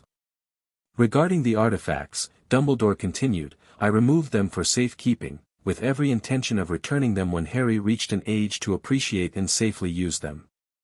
The invisibility cloak, in particular, is an item of tremendous power that could have placed him in danger had it fallen into the wrong hands. Yet the Potter will explicitly provide for supervised access to family artifacts beginning at age 5, Griphook interjected, rising to join Silvertooth. "A standard practice among ancient houses to foster the development of family magic. I believe the risk outweighed the benefit at the time," Dumbledore responded. "With Death Eaters still at large and Harry's location potentially compromised, such powerful magical items could have become targets." "A convenient justification," Griphook observed coolly. "Yet you made no provision for alternative methods of introducing Harry Potter to his family heritage, methods documented in Lily Potter's own research notes, which were also removed from the vault." Before Dumbledore could respond, Ragnock intervened. "We will move to the next category of evidence. Madam Bones, please present the guardianship violations." Amelia Bones rose from her place in the ministry section and descended to the chamber floor. With a wave of her wand, she conjured the image of the sealed Potter will. "This will," she began, her monocle glinting in the chamber's magical light, "was sealed by order of Albus Dumbledore in his capacity as Chief Warlock on November 2, 1981. The official reason given was national security during ongoing conflict. However, the war was effectively ended with the disappearance of he who must not be named on October 31. No legal justification existed for sealing the will of two private citizens." She tapped the image with her wand, causing it to unseal and display its contents for all to see. James and Lily Potter clearly designated a succession of guardians for their son, Sirius Black as blood-sworn godfather, Frank and Alice Longbottom as close friends and allies, Andromeda and Ted Tonks as family connections, and Minerva McGonagall as a trusted mentor. Bones turned to face the chamber directly. "The will explicitly stated, and I quote, 'Under no circumstances is our son to be placed with Petunia and Vernon Dursley.' Yet this is precisely where Albus Dumbledore placed the infant Harry Potter, against his parents' expressed wishes." The chamber erupted in shocked murmurs. Bones waited for quiet before continuing. "Furthermore, no effort was made to follow the designated guardianship chain when circumstances changed. While Sirius Black was arrested and the Longbottoms were incapacitated, both Andromeda Tonks and Minerva McGonagall remained available and qualified. Neither was informed of their designation in the will." Bones conjured another document. Instead, Dumbledore filed this emergency guardianship petition, citing his authority as Chief Warlock to place the Potter heir in a secure location known only to essential personnel. This petition effectively circumvented normal guardianship procedures and excluded both the named alternatives and the Department of Magical Children's Services from any oversight role. She turned to face Dumbledore directly. Most troubling of all, when this emergency placement was made, no monitoring provisions were established beyond basic ward alerts. No welfare checks were conducted. No magical education was arranged. Harry Potter was effectively abandoned in a Muggle household known to be hostile to magic, with no preparation for his eventual role in our world. The evidence continued relentlessly: documentation of Harry's living conditions at Privet Drive, medical assessments showing evidence of long-term malnutrition and neglect, and testimony from Muggle school officials who had reported concerns about Harry's welfare only to find their reports mysteriously lost, or their concerns suddenly forgotten. Throughout this presentation, Harry maintained his composure, though his hands clenched tightly under the table. Much of this evidence he was hearing for the first time, having been shielded from the full investigation results by Andromeda's protective instincts. When Bones concluded, Ragnarok turned again to Dumbledore. "Your response to these charges?" The old wizard rose slowly, his expression genuinely pained. "I do not contest the facts as presented," he said quietly. "I did indeed place Harry with the Dursleys despite his parents' wishes to the contrary. I did seal the will and circumvent the designated guardianship chain. These actions, while technically violations, were taken with a singular purpose: to ensure Harry's survival in extraordinary circumstances." He turned to face Harry directly for the first time. "You survived the killing curse that night, Harry, the only person in recorded history to do so. But that miracle came at a terrible cost. Your mother's sacrifice created blood protection of incredible power, but it required anchoring in her bloodline to remain effective. Petunia Dursley, as Lily's sister, was the only living blood relative who could maintain that protection. Yet you never explained this to her," Andromeda interjected. "You left a baby on a doorstep with a letter. No proper explanation of the magical protection, no guidance on how to nurture a magical child, no support for a family suddenly burdened with an unexpected responsibility. A regrettable oversight," Dumbledore acknowledged. "In the chaos following Voldemort's defeat, certain details were. Insufficient attention was given to the human element." "The human element?" Andromeda repeated incredulously. "You left a traumatized 15-month-old child who had just witnessed his mother's murder with people unprepared and unwilling to care for him, then abandoned him there for 10 years with no meaningful oversight or support." Harry placed a gentle hand on Andromeda's arm, calming her. The gesture, a child comforting an adult, was not lost on those watching. "Professor," Harry said, addressing Dumbledore directly for the first time, "if the blood protection was so important, why wasn't Aunt Petunia told exactly what she needed to do to maintain it? Why wasn't she checked on to make sure she was doing it properly?" Dumbledore blinked, seemingly startled by this direct and logical question from one so young. "The blood wards were self-sustaining so long as you called that place home, but I never did," Harry interrupted softly. "It was never home to me. Just the place I was kept." A heavy silence fell over the chamber. "Indeed," Ragnarok said into that silence. "Which brings us to the final and most serious category of evidence: magical suppression and interference. Ritual Master Ironhand will present these findings." An ancient goblin with white hair and hands that appeared to be made of burnished metal approached the center of the chamber. With complex gestures, he created a magical representation of a child's developing magical core, a swirling nexus of golden light that pulsed with potential. "This is the typical magical signature of a wizarding child from an ancient bloodline," Ironhand explained. "Note the distinctive patterns that represent family magic, inherited magical affinities and protections passed down through generations." The image shifted, now showing a similar core but with dark threads woven through it, restricting and redirecting the natural flow of magic. "This is Harry Potter's magical core as assessed 4 months ago during our initial investigation. Note the artificial constraints, magical bindings designed to limit specific aspects of his innate abilities, particularly those connected to family magic inheritance." Gasps echoed through the chamber. Magical binding was considered a serious intervention, used only in cases of dangerous magical instability or as punishment for the most severe crimes. Similar constraints were discovered in the magical core of Air Longbottom. Ironhand continued, conjuring a third image. In both cases, the suppression targeted the boys' connection to their family magics and certain natural abilities that might have accelerated their magical development. The ritual master turned to face Dumbledore. These constraints bear your magical signature, Chief Warlock. They were applied to both heirs between November 1981 and January 1982, without the knowledge or consent of any legitimate guardian. This revelation caused an uproar in the chamber. Minister Bagnold leaned forward, her expression grave. Several Wizengamot members whispered urgently to one another. Even Narcissa Malfoy's perfect composure slipped, her eyes widening in genuine shock. When order was restored, Dumbledore rose again. For the first time, he appeared truly defensive. I placed mild limiters on their magical development, he admitted. Not permanent bindings, but temporary constraints to allow for a more gradual, controlled magical maturation.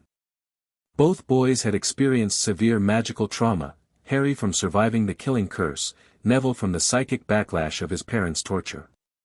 Their cores were dangerously unstable. Yet no medical records support this claim, Ironhand countered. No healers were consulted. No diagnostic records exist showing this supposed instability. It was an emergency assessment based on my own considerable experience, Dumbledore insisted. I acted to protect the boys and those around them from potential magical accidents during their formative years. Augusta Longbottom rose from her seat, trembling with barely contained fury. You had no right, she declared. No right whatsoever to make such a decision regarding my grandson without my knowledge or consent. You deliberately weakened our boys, kept them from their heritage, and then had the audacity to express concern about Neville's supposedly weak magical abilities you had suppressed. Ragnarok allowed her outburst without comment, recognizing the legitimate grievance behind it.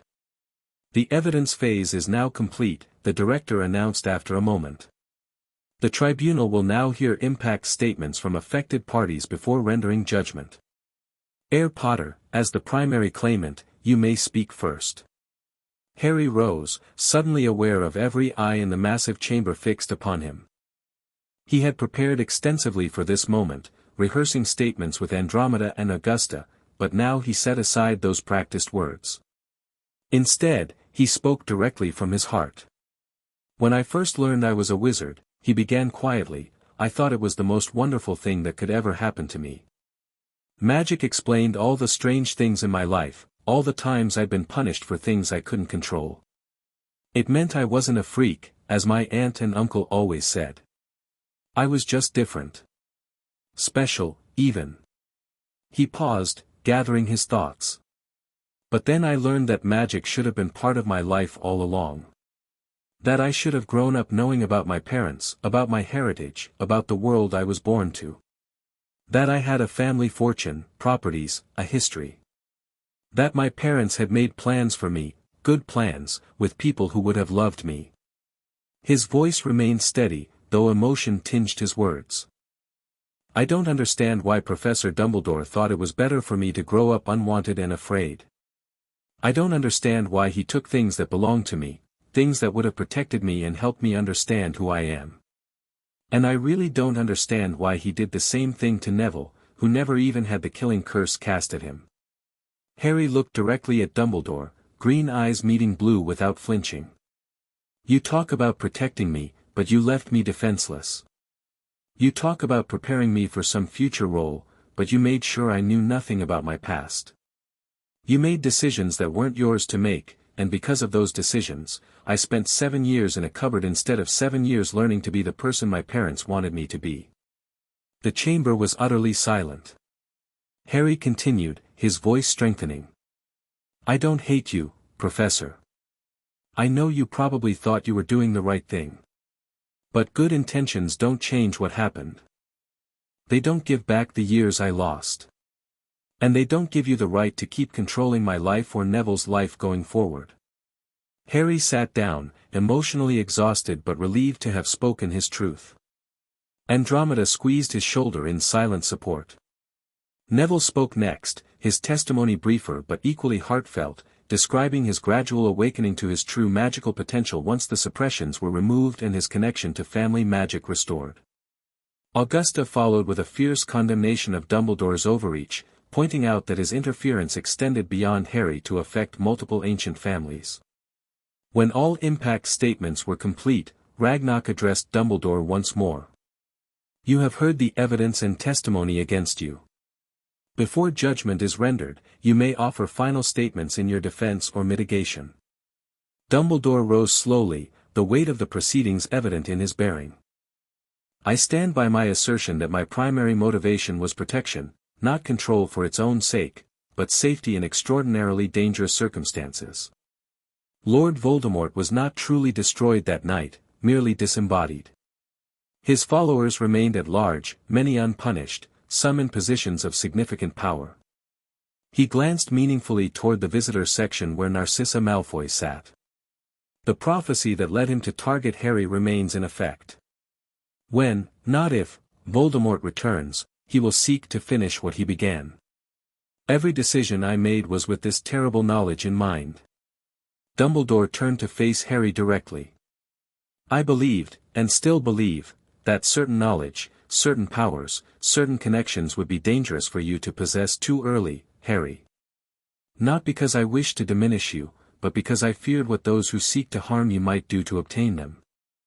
The family artifacts, the magical heritage, even your godfather's role in your life, all represented potential vulnerabilities that Voldemort's supporters might exploit.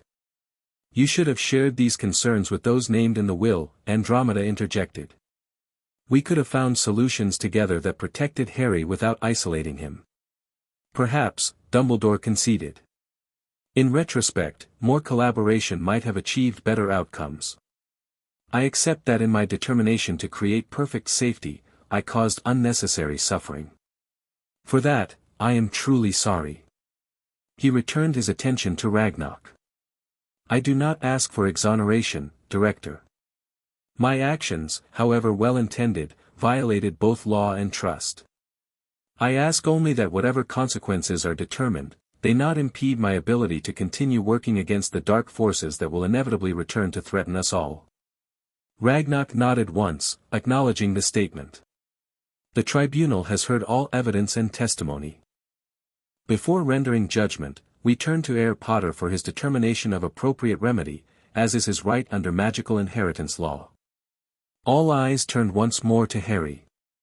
This was the moment of decision. What consequences would he request for Dumbledore's violations? He could demand severe penalties, including removal from positions of authority, magical restrictions, or even financial ruin. The tribunal would enforce any reasonable request proportional to the proven violations. Harry rose again, feeling the weight of the choice before him. He had discussed this moment extensively with his advisors, considering multiple approaches and their potential consequences. In the end, the decision was his alone. "I've thought a lot about what should happen," he began carefully. "About what would be fair and what would be helpful going forward." He looked at Dumbledore, studying the old wizard's face. "I don't want revenge. I want protection, for myself, for Neville, and for other children who might be affected by similar decisions in the future." Harry turned back to Ragnarok. "I request 3 specific remedies. First, full financial restitution for all misappropriated funds, with interest, to be divided equally between the Potter Foundation for Orphaned Magical Children, which I am establishing today, and a trust for research into healing magic that might help the Longbottoms and others affected by the war." Augusta's sharp intake of breath was audible in the silent chamber. "Second," Harry continued, "I request the immediate return of all Potter and Longbottom family artifacts, with magical verification that no copies or transmutations have been made." Ragnarok nodded, making notes. "And third?" "Third," Harry said, his voice gaining confidence, "I request that the magic of this tribunal create binding restrictions preventing Professor Dumbledore from making any further decisions regarding my life, my magic, or my property without my express consent, and the same protection for Neville. Not removing his magic entirely, not taking away his positions, just creating boundaries he cannot cross regarding us specifically. Murmurs swept through the chamber, surprise at the moderation of Harry's requests when he could have demanded far more severe consequences. Furthermore, Harry added, I request that these same restrictions apply to any future magical guardian of any orphan child. No one person should have the power to override a parent's will or suppress a child's magic without oversight and accountability. This addition caused a stir among the Wizengamot representatives. Harry had just proposed what amounted to a new magical law, one that would significantly change how orphaned magical children were handled in Wizarding Britain. Ragnarok studied Harry with undisguised respect. Your requested remedies show wisdom beyond your years, Heir Potter. They focus on rectifying specific harms while preventing future violations, rather than seeking punitive measures for their own sake. The director turned to his fellow tribunal members, conducting a brief consultation in the Goblin language. After a moment, he faced the chamber again.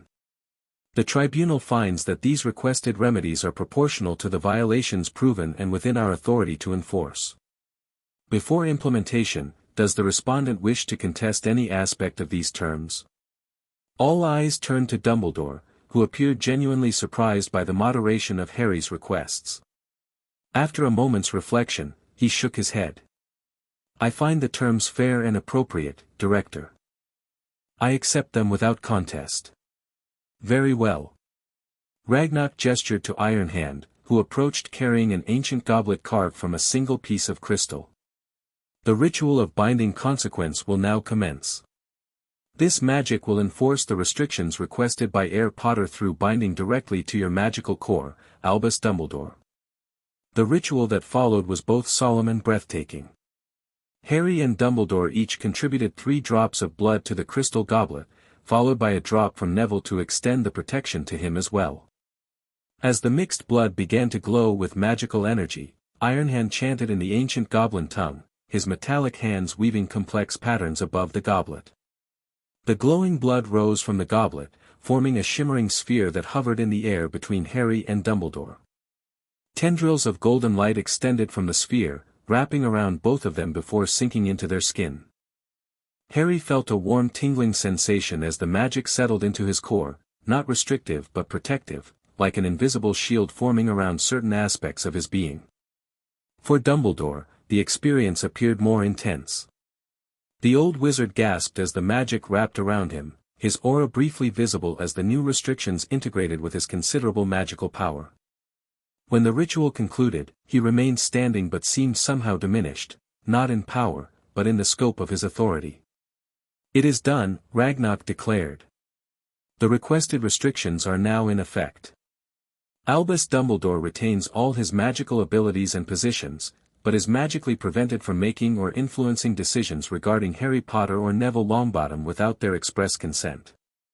This restriction extends to their education, residence, finances, and magical development. The director turned to address the entire chamber. Furthermore, by the power vested in this tribunal under the Treaty of 1612, we establish a new protection for all magical orphans. No magical guardian may override a parent's explicit wishes or modify a child's magic without review by a panel consisting of a family representative, a ministry child welfare official, and a Gringotts inheritance specialist. This protection is now recorded in magic itself and will be reflected in all future guardianship contracts. Minister Bagnold rose from her seat. The ministry acknowledges this judgment and will codify the new protection in wizarding law accordingly. As the formal proceedings concluded, the chamber gradually emptied, attendees departing in small groups, many discussing the far-reaching implications of what they had witnessed. Narcissa Malfoy paused briefly near Harry's table, studying him with newfound interest before inclining her head in a gesture that might have been respect before departing without a word. Dumbledore approached Harry as the chamber cleared, his manner subdued but not defeated. An elegant solution, Harry, he said quietly. You have ensured your autonomy without creating unnecessary enemies. Your mother would be proud of such thoughtful justice. It wasn't about hurting you, Professor, Harry replied simply. It was about making things right. Indeed. The old wizard's eyes held a hint of their customary twinkle. I underestimated you from the beginning, it seems. A mistake I shall not repeat.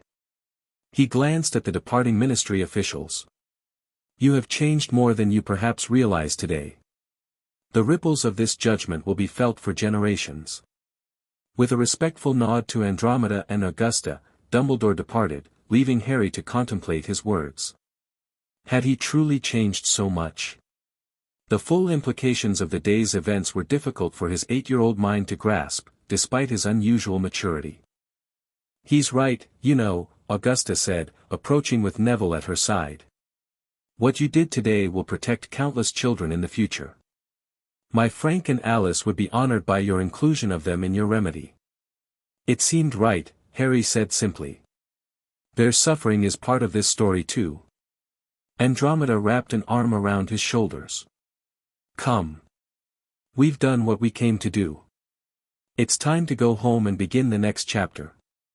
3 months later, snow fell gently outside the windows of Potter Cottage, transforming the Welsh countryside into a winter wonderland.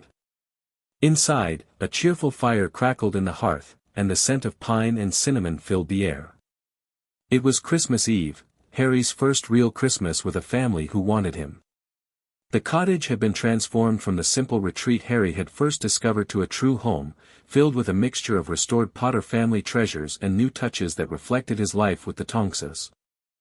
Photographs of his parents now lined the mantelpiece, alongside recent images of Harry with Neville, with Andromeda and Ted, and with Tonks, who was currently entertaining everyone by morphing her features to resemble different Christmas ornaments. Do the reindeer again. Neville urged, laughing as Tonks obliged, her nose elongating and turning bright red. Augusta watched with a mixture of amusement and dignity from her armchair, while Ted added the finishing touches to the enormous Christmas tree in the corner. Andromeda emerged from the kitchen, levitating a tray of hot chocolate and gingerbread. The feast for tomorrow is all prepared, she announced. Though I still think the house elves would have been happy to handle it. The restoration of Potter Cottage had revealed a bound house elf named Mipsy, who had maintained the property in stasis for years, awaiting the return of a Potter heir. Her joy at Harry's arrival had been matched only by her indignation at the state of his clothing and nutrition. She now split her time between the cottage and Tonks Manor, insisting that young Master Harry needs proper looking after in both his homes. Mipsy deserves a holiday too, Harry pointed out, accepting a mug of hot chocolate. Besides, I like helping in the kitchen. This domestic scene, so ordinary to most wizarding children, so extraordinary to Harry, was interrupted by a tapping at the window. A regal owl waited outside, a small package attached to its leg. Ted opened the window, allowing the bird entry from the cold. Another gift delivery? I thought we had everything for tomorrow. The owl deposited its package on the coffee table before Harry and departed without waiting for a reply or treat, unusual behavior for a delivery owl. Curious, Andromeda said, examining the package without touching it. No sender identification. She cast several detection charms. No curses or harmful magic, at least. Harry picked up the small box, wrapped in simple brown paper with no card or note. Carefully unwrapping it, he found a plain wooden box containing a single item, a small silver key. A Gringotts key? Ted asked, peering at it. No, Augusta said, leaning forward. That's a diary key. For a warded journal. Before anyone could comment further, a second owl arrived, this one bearing an envelope addressed to Harry in familiar angular writing. Inside was a brief note from Griphook, Heir Potter. The enclosed key opens a journal recovered from a separate vault linked to your parents. The journal contains your mother's research on blood protections, including significant findings regarding ancient magic and sacrificial defenses. Our curse breakers believe this research may be relevant to what she performed to protect you. It may also provide insight into the power the Dark Lord knows not referenced in the prophecy. The journal itself will be delivered tomorrow by secure courier. The key arrived separately for additional security. May your gold flow, Griphook. Harry read the note aloud, a mixture of excitement and reverence filling him. More of his mother's work, her thoughts, her discoveries, perhaps even clues to understanding the protection that had saved him and might yet play a role in his future. A remarkable gift, Augusta observed. And timely, given recent developments. The developments she referred to were concerning reports from various sources that dark magical activity was increasing across Europe. Nothing definitive, but enough worrying signs that Amelia Bones had quietly established a special investigative unit within the Department of Magical Law Enforcement. "Do you think he's really coming back?" Neville asked, the festive mood momentarily subdued. "If he is," Harry said with quiet determination, "we'll be ready. Not because Dumbledore arranged it, but because we chose to be." This simple declaration seemed to lift the brief shadow that had fallen over their gathering. Tonks ruffled Harry's perpetually messy hair. "Well said, little brother. Now enough serious talk, it's Christmas Eve. Who's ready for some wizarding charades?" As the evening progressed with games, stories, and laughter, Harry found himself observing the scene with a sense of wonder that had nothing to do with magic. This was what he had found in that first Gringotts letter, not just inheritance or justice, but family.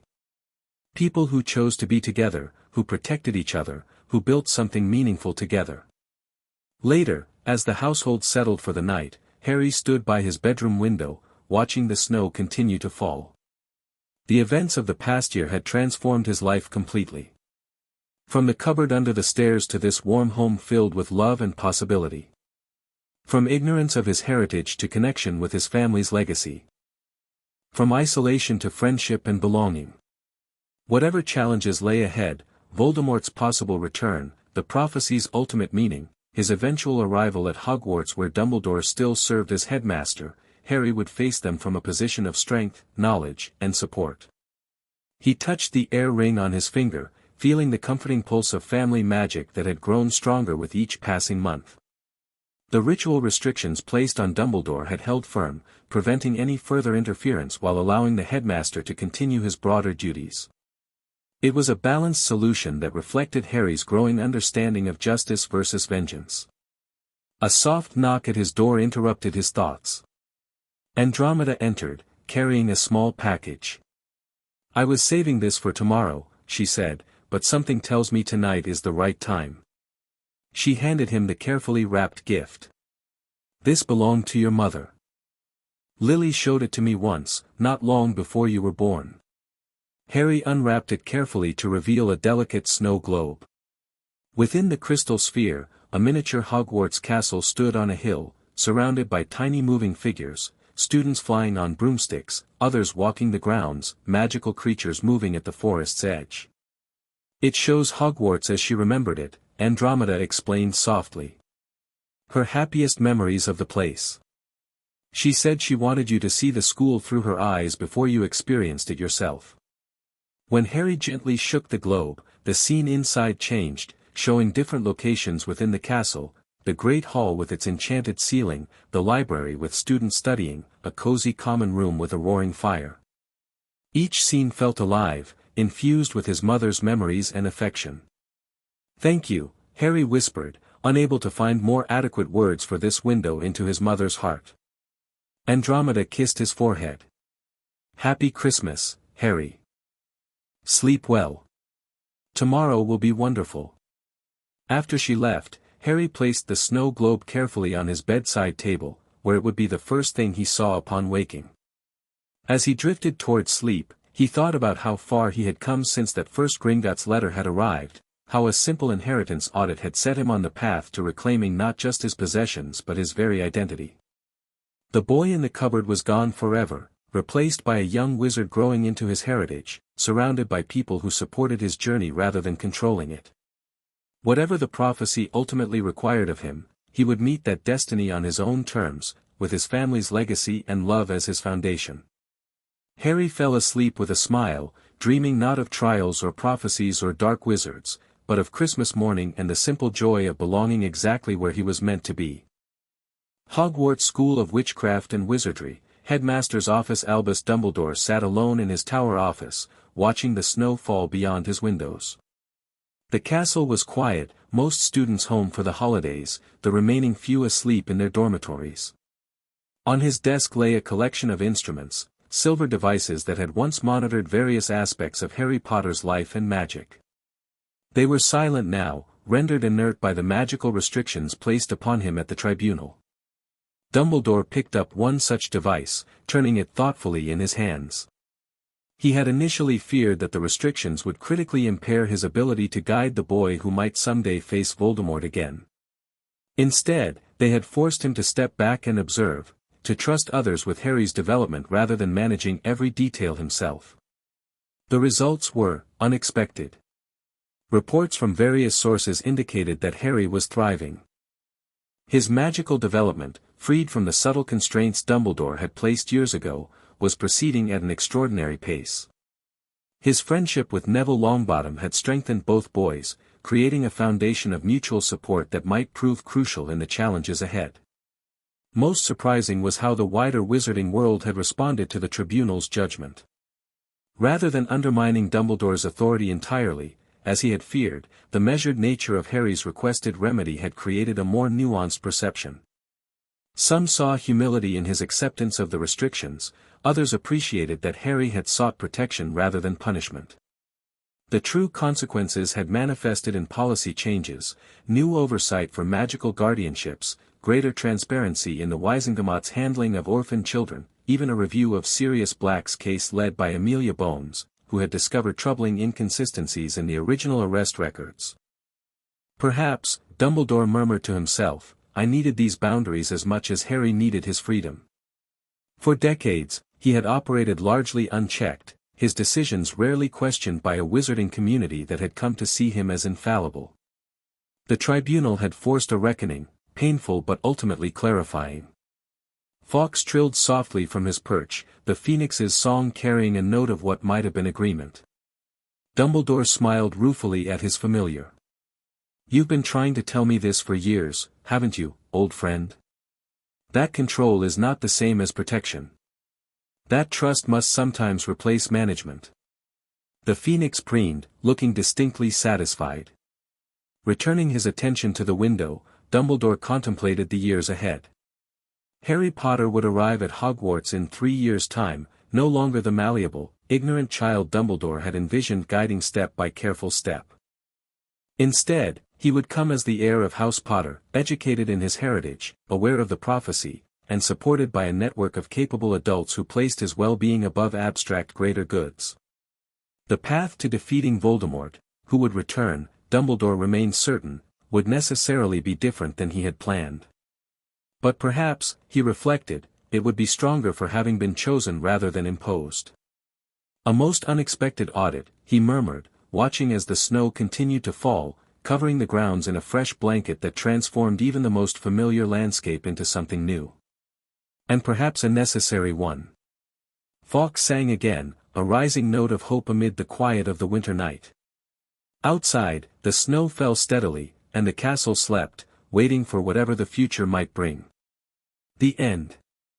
Thank you for watching this video. Please be sure to subscribe to our channel and like this video.